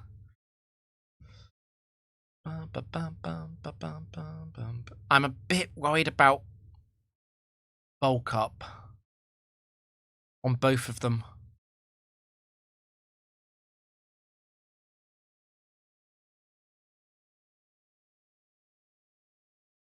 Who scares me more? I would say Urswing, usually, since I resist the stab of Machamp. I don't think...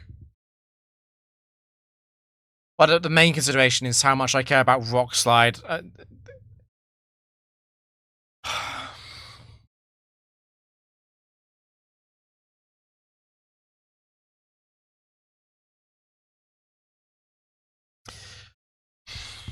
Urswing's more likely to be Quick Claw as well. I think I'm going for Urswing.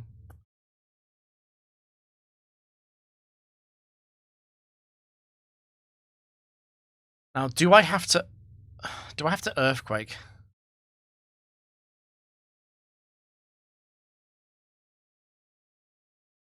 Strongest. How much do I care about getting countered if I Earthquake Machamp?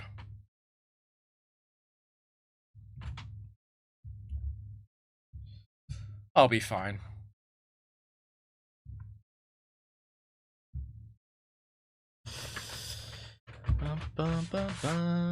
Big damage.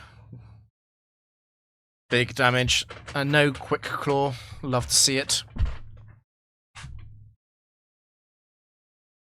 Regice.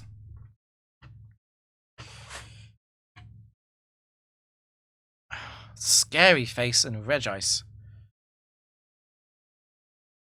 That's actually really good for me. It's incredibly likely that it uses Scary Face again.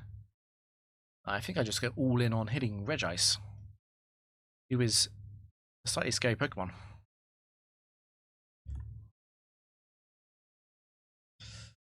Guess I could protect. I could protect.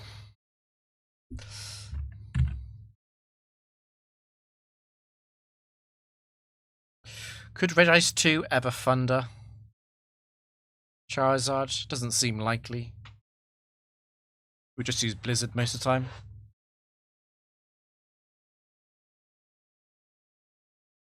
I feel like Ditto was always underutilized as well. This feels correct to protect.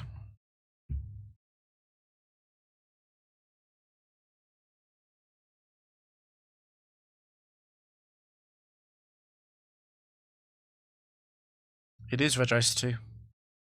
Well, at least it didn't use Thunder. It has Bright Powder.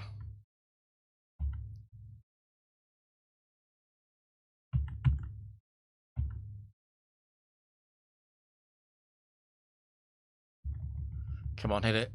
Nice.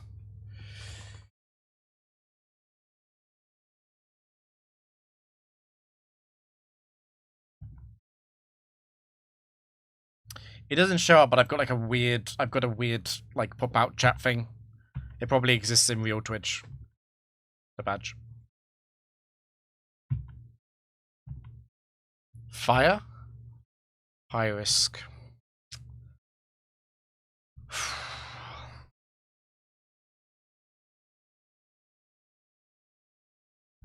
The champ won. Let's think back. Earthquake did good damage. But I don't think I can really conclude much. It's probably not a max HP Earth Ring. That doesn't narrow it down very much.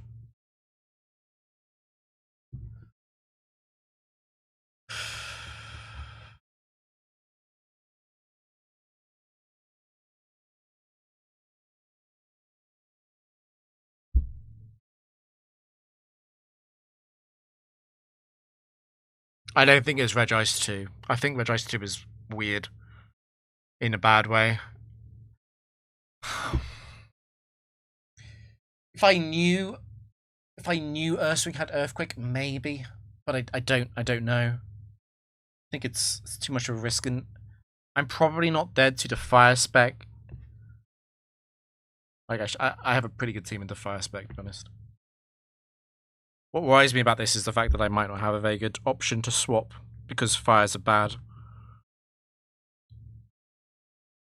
It should be an easy match. Leave me alone. Ninetales. Okay. White herb? No white herb? That makes Ninetales 2 quite likely. Grudge is a high risk move. Exploud 2, 3, and 4 all have high risk moves.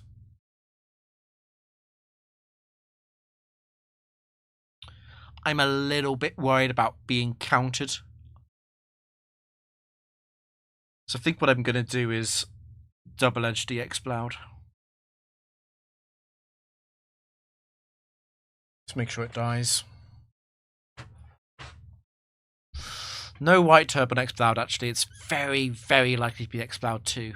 Very likely. Exploud 2, Ninetales 2. I mean, it would be good for me.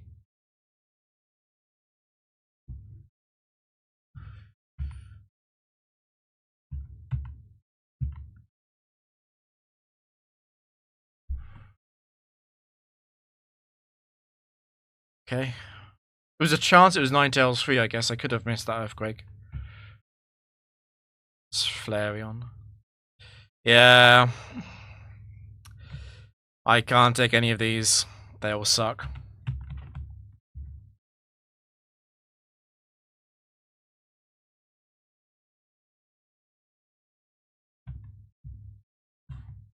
Are you happy now?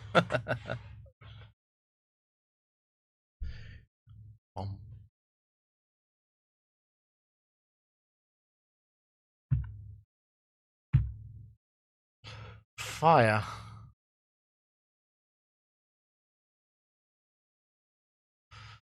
Fire again.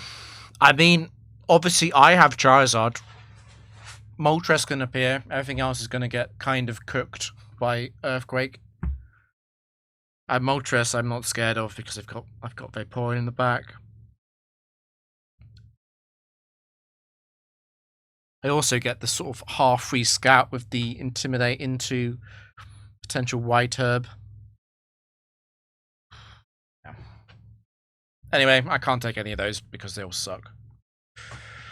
Fishing is my choice in life. Relatable. Credilli and Blaziken. But there's no phrase. It's not Blaziken free. It's probably not 4 either. On both sets, probably not 4.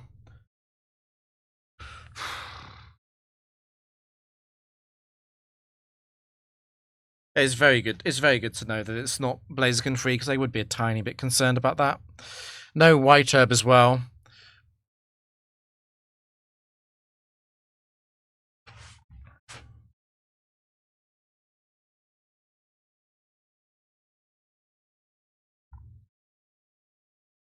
Honestly, I'm leaning towards just double-edging the Blaziken slot. I probably want to Earthquake the Final Fire, but like, I don't even know what I lose to. Like, I'm not concerned about Houndoom. I'm not really that concerned about Moltres. But I think I am even less concerned about Credilli. I guess Credilli 2 could do something here with Ancient Power. But if it's Credilli 2 using Ancient Power and Charizard, then honestly, I kind of just want to double-edge the fire, so I can get rid of it. The more I think about it.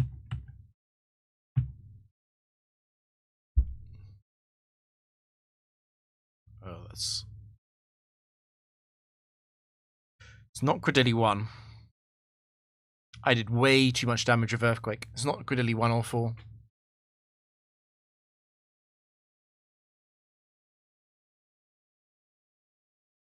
Okay, Mr. Typhlosion and Sunny Day, which means it's not Typhlosion 1. That would be weather.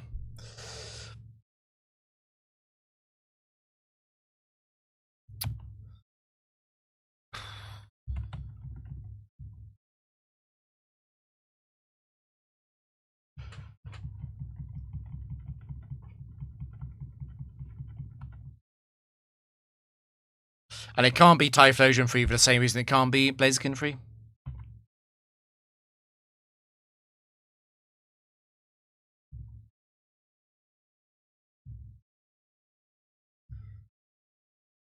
Battles Flow. I mean, I am a little bit scared of a Thunder Rain Dance user here.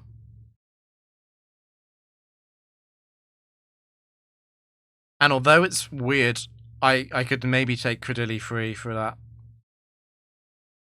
Thing is, Credilli free is pretty horrible into a lot of waters, a lot of fires. And it's horrible into the hailers.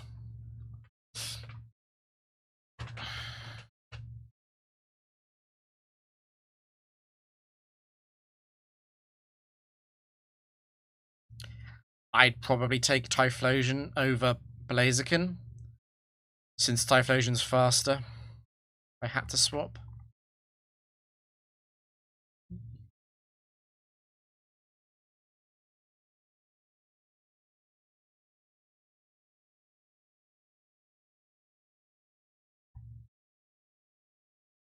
I don't know. I'm leaning towards knob swapping.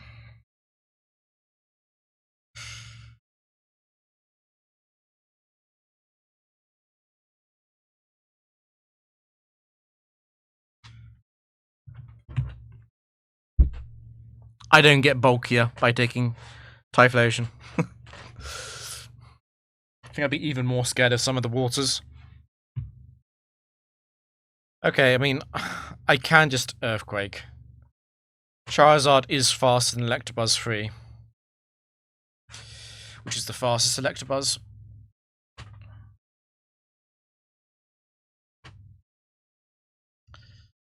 I really, really think I Earthquake and I Double Edge. It's very likely to be Electabuzz 2, Glalie 1, which is completely fine by me. Glady 1 is not going to protect or hail because it's going to Ice Beam, but I can just kill you. It could also protect. But see, no reason not to just kill it. What could go wrong here?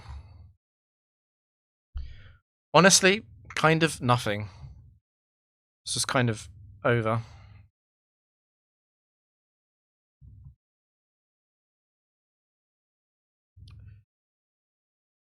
Where was Electabuzz 1? So Electabuzz 1 could have probably survived Earthquake, but Electabuzz 1 won't be able to kill Charizard with Thunderbolt. It's Entei last. I guess it's possible that that wasn't Glalie 1 and it wasn't Electabuzz 2. So this could be Entei 2. It could actually be all those as well. They could just be free Weathermons. It's not very likely, but it's possible.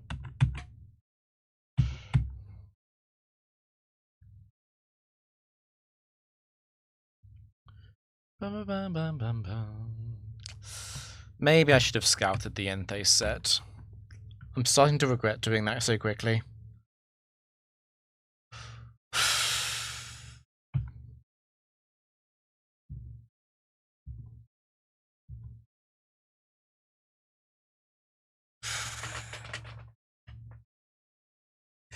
The problem about this lead is that it'll look really, really good until I run into turbulence, and then it'll look really bad. Yeah, being really fast with both leads, having the flexibility to target whatever I want on turn 1, it is very nice. I'll be terrified of Aerodactyl.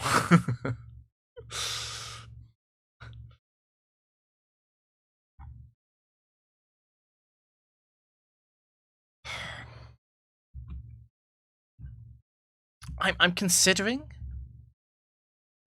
swapping Charizard for Electabuzz or Entei, just so I become less weak to Electric.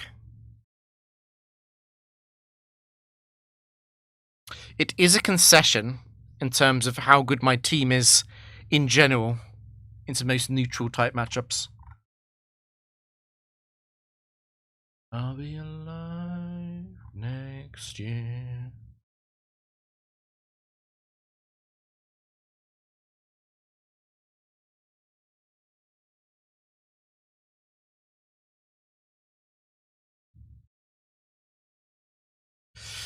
Well, I don't know. The IV gap is just ginormous. This is like Mega Charizard. Well, it doesn't have Drought, but it's like Mega Charizard Z, where it's just a bit better than Charizard in every way.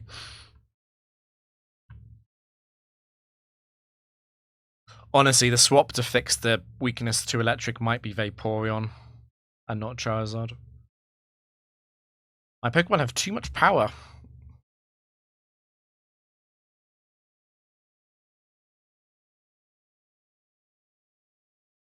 Okay, I mean, it's not Clef 1, because Clef 1 is an impossible to predict activator on its own. I'm a little bit concerned about Clef 3, which is going to Ice Beam Sediments.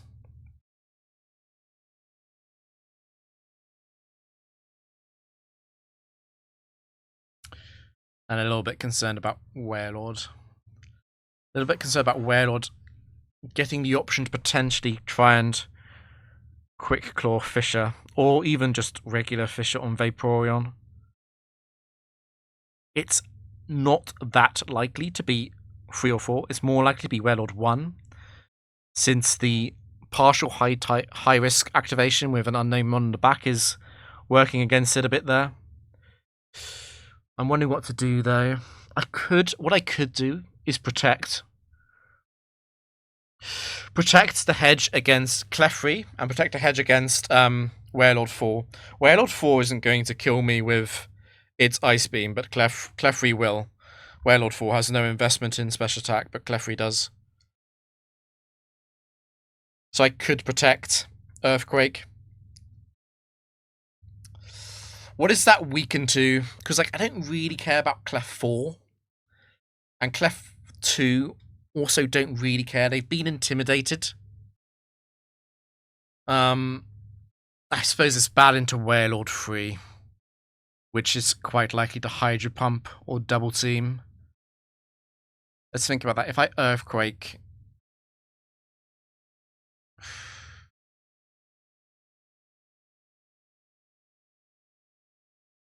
It would really suck against Warlord 3, actually. It would really, really suck. I could also switch. I could switch elements out.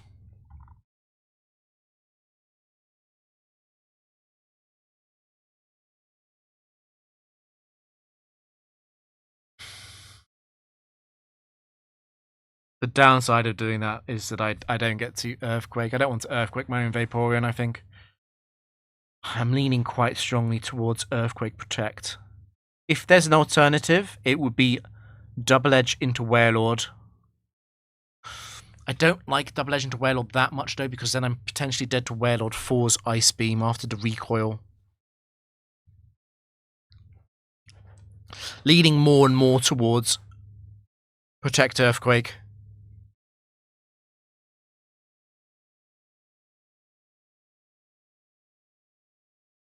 The most likely Warlord 1, is going to Icy Wind, which is fine. I don't mind that. Upside click balance, downside click balance.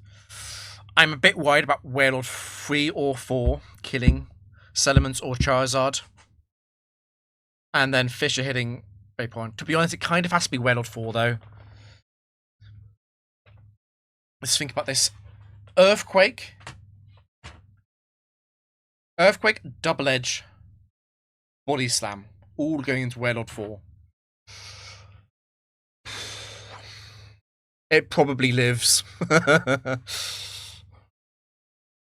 Same with Warlord 3 and 4 have identical bulk.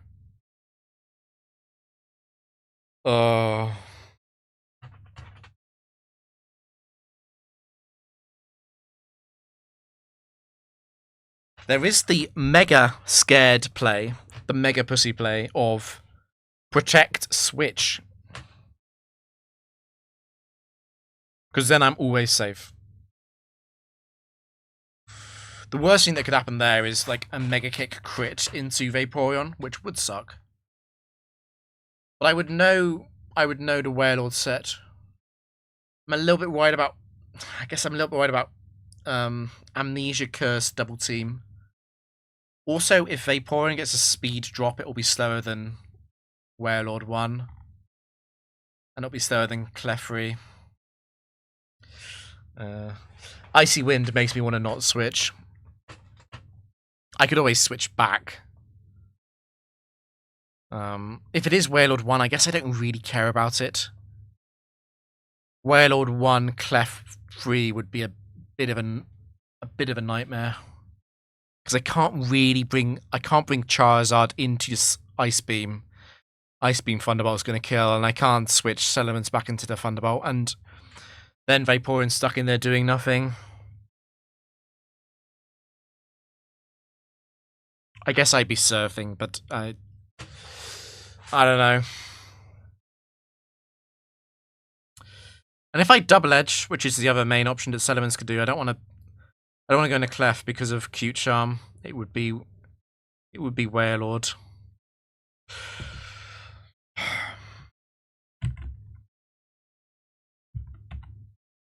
feel like Protect Earthquake is the clear and obvious play. Gets punished a bit if... Okay. Both set free. I'm a little bit vulnerable to Hydro.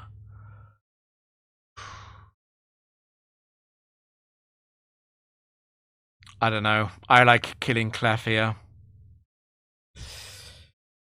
Salamence against Warlord in the end game sounds completely fine to me. And this isn't the quick claw set.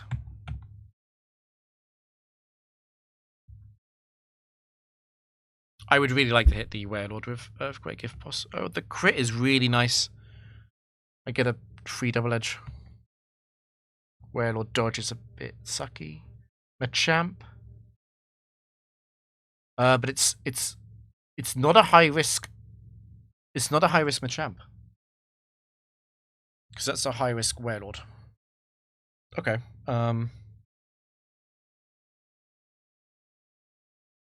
Yeah, that narrows it down quite a lot.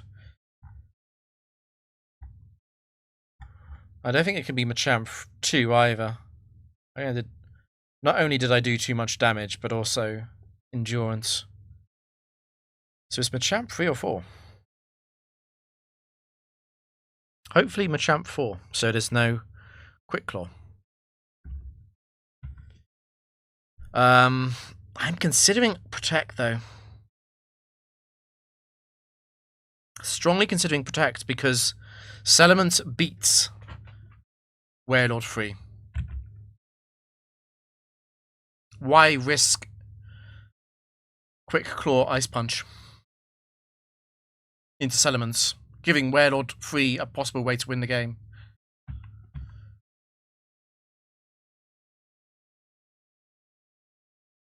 Not scared of Machamp 4, it's going to act second. I guess Machamp 3 could Thunder Punch Charizard and Paralyze. Good luck doing that. Okay, good.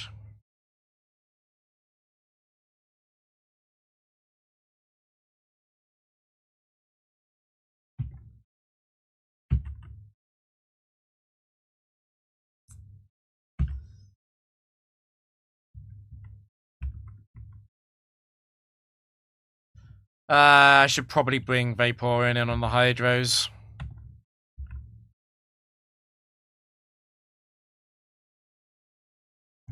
On the other hand, if I hit the... There it is. I think Salamence is guaranteed to win this endgame. And I hit immediately. Okay, that means it must eat much simpler.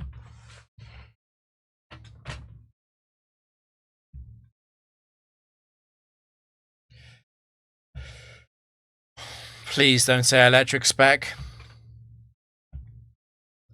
Okay, high risk.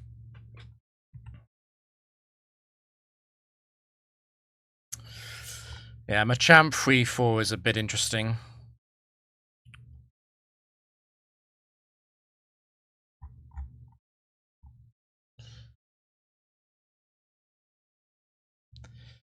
Particularly if it's Machamp 4. Earthquaker. Machamp 4 over Vaporeon interests me a bit. Not taking Warlord. Clef 3, no thanks. Not with 3 IVs.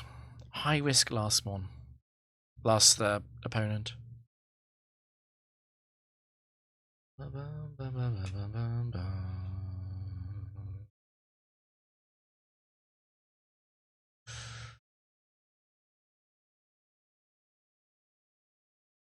I think I ride out my luck.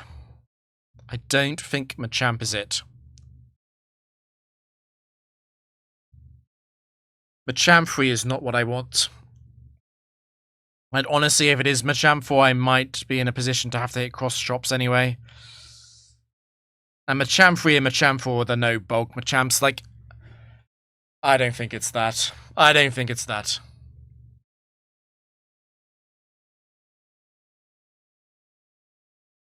I don't think it's that.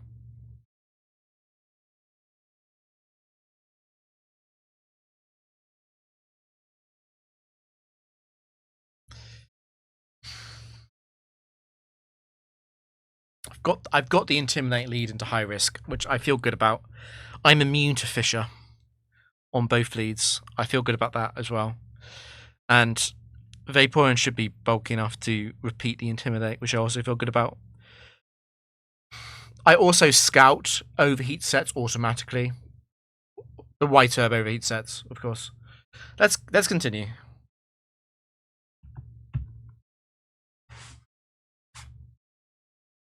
Don't you think I am cute?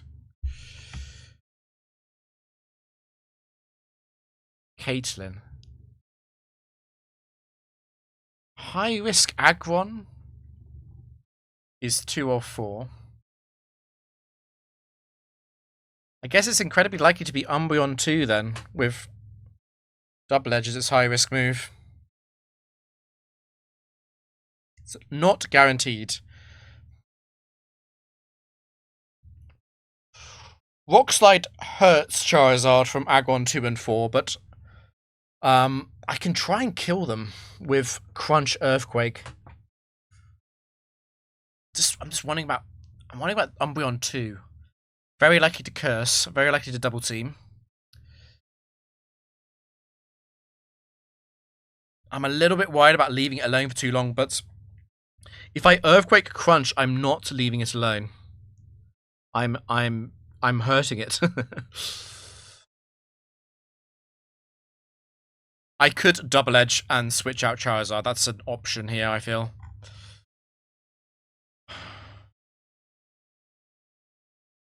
I'm a little bit worried about Quick Claw as well on Aggron. It doesn't have to be 2 and 4 as well. It can be Aggron 3, which is a funny development potential. Same with Umbreon. It doesn't have to be Umbreon 2. It's just quite likely. Good news about Umbreon 2 is it would mean no impossible, no curse in the back.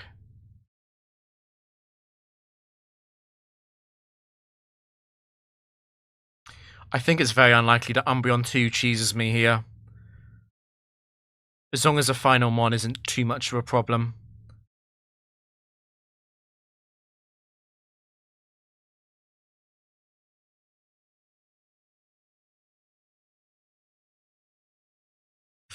Umbreon 4, I feel like, is actually a bigger problem. Yeah, I hope that's not Umbreon 4. I would have a good chance of getting a Body Slam Paralysis into it, which would force Feint Attack with the Guts glitch. So it wouldn't be helpless.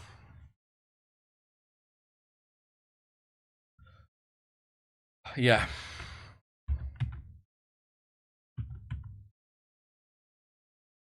Okay.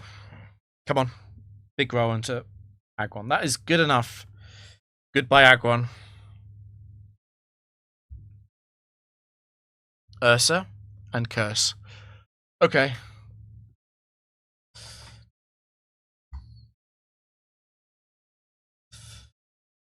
Unfortunately, decent chance it is a high risk Ursa. Don't know what set the Aggron was. Decent chance it's a high risk Ursa.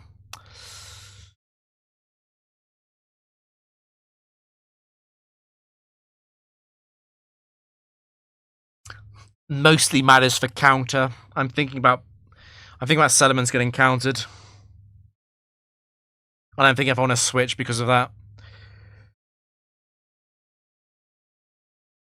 Honestly, probably better if Salamence gets countered over Charizard because I can Aerial Ace this Umbreon off that later on with Charizard.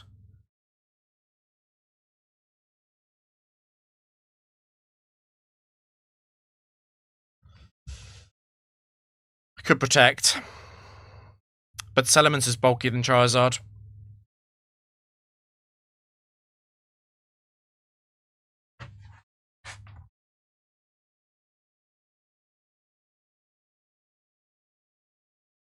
Yeah, I guess it's unlikely to be a Quick Claw Urswing.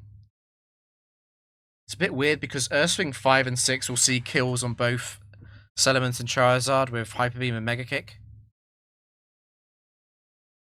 But against Urswing 3 and 4, I just want to attack.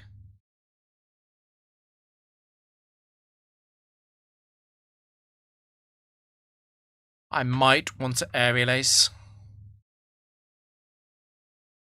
I don't think so.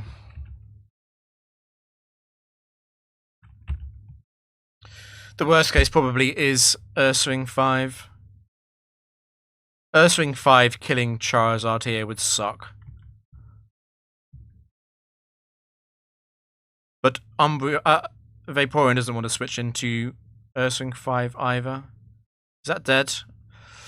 Holy. Okay, good work. I was not expecting that to die.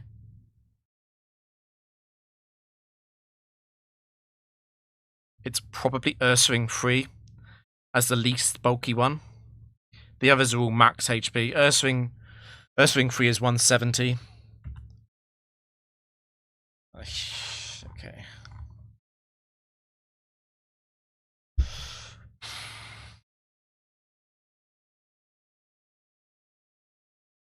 I think the safe thing to do is maximum pressure.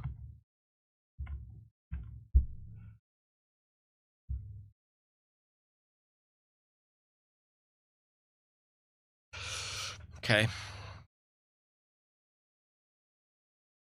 The fact that this thing has to use double edge at some point, I'm really not that scared of it with the aerial ace chip. I think it's guaranteed now.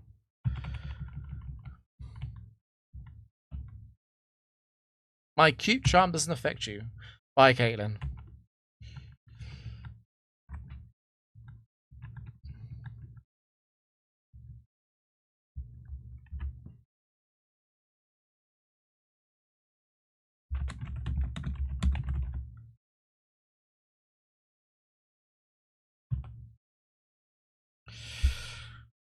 We've equaled the swap count record. I'm guaranteed to break it because the draft counts as a swap.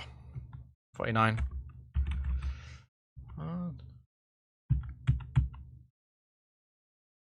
Yeah. It's always a good stream when you don't lose. Is anyone playing Frontier?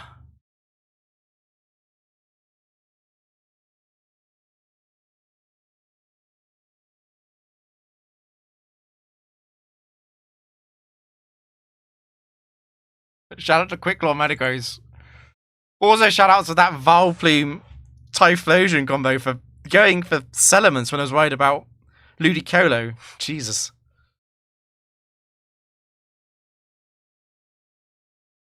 There's no one live I can see.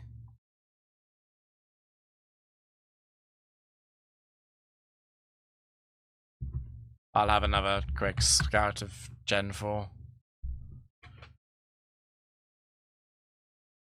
Or I won't.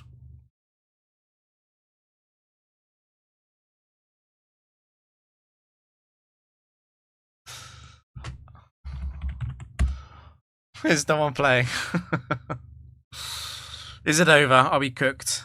It's the end of the Frontier phase. Okay. What am I playing tomorrow? I'm gonna play Palace. I don't know. I think I might want to play Factory.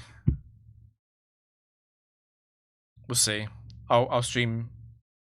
It's about 10 hours from now. I'll be live tomorrow morning. Cool. Thanks for watching, people.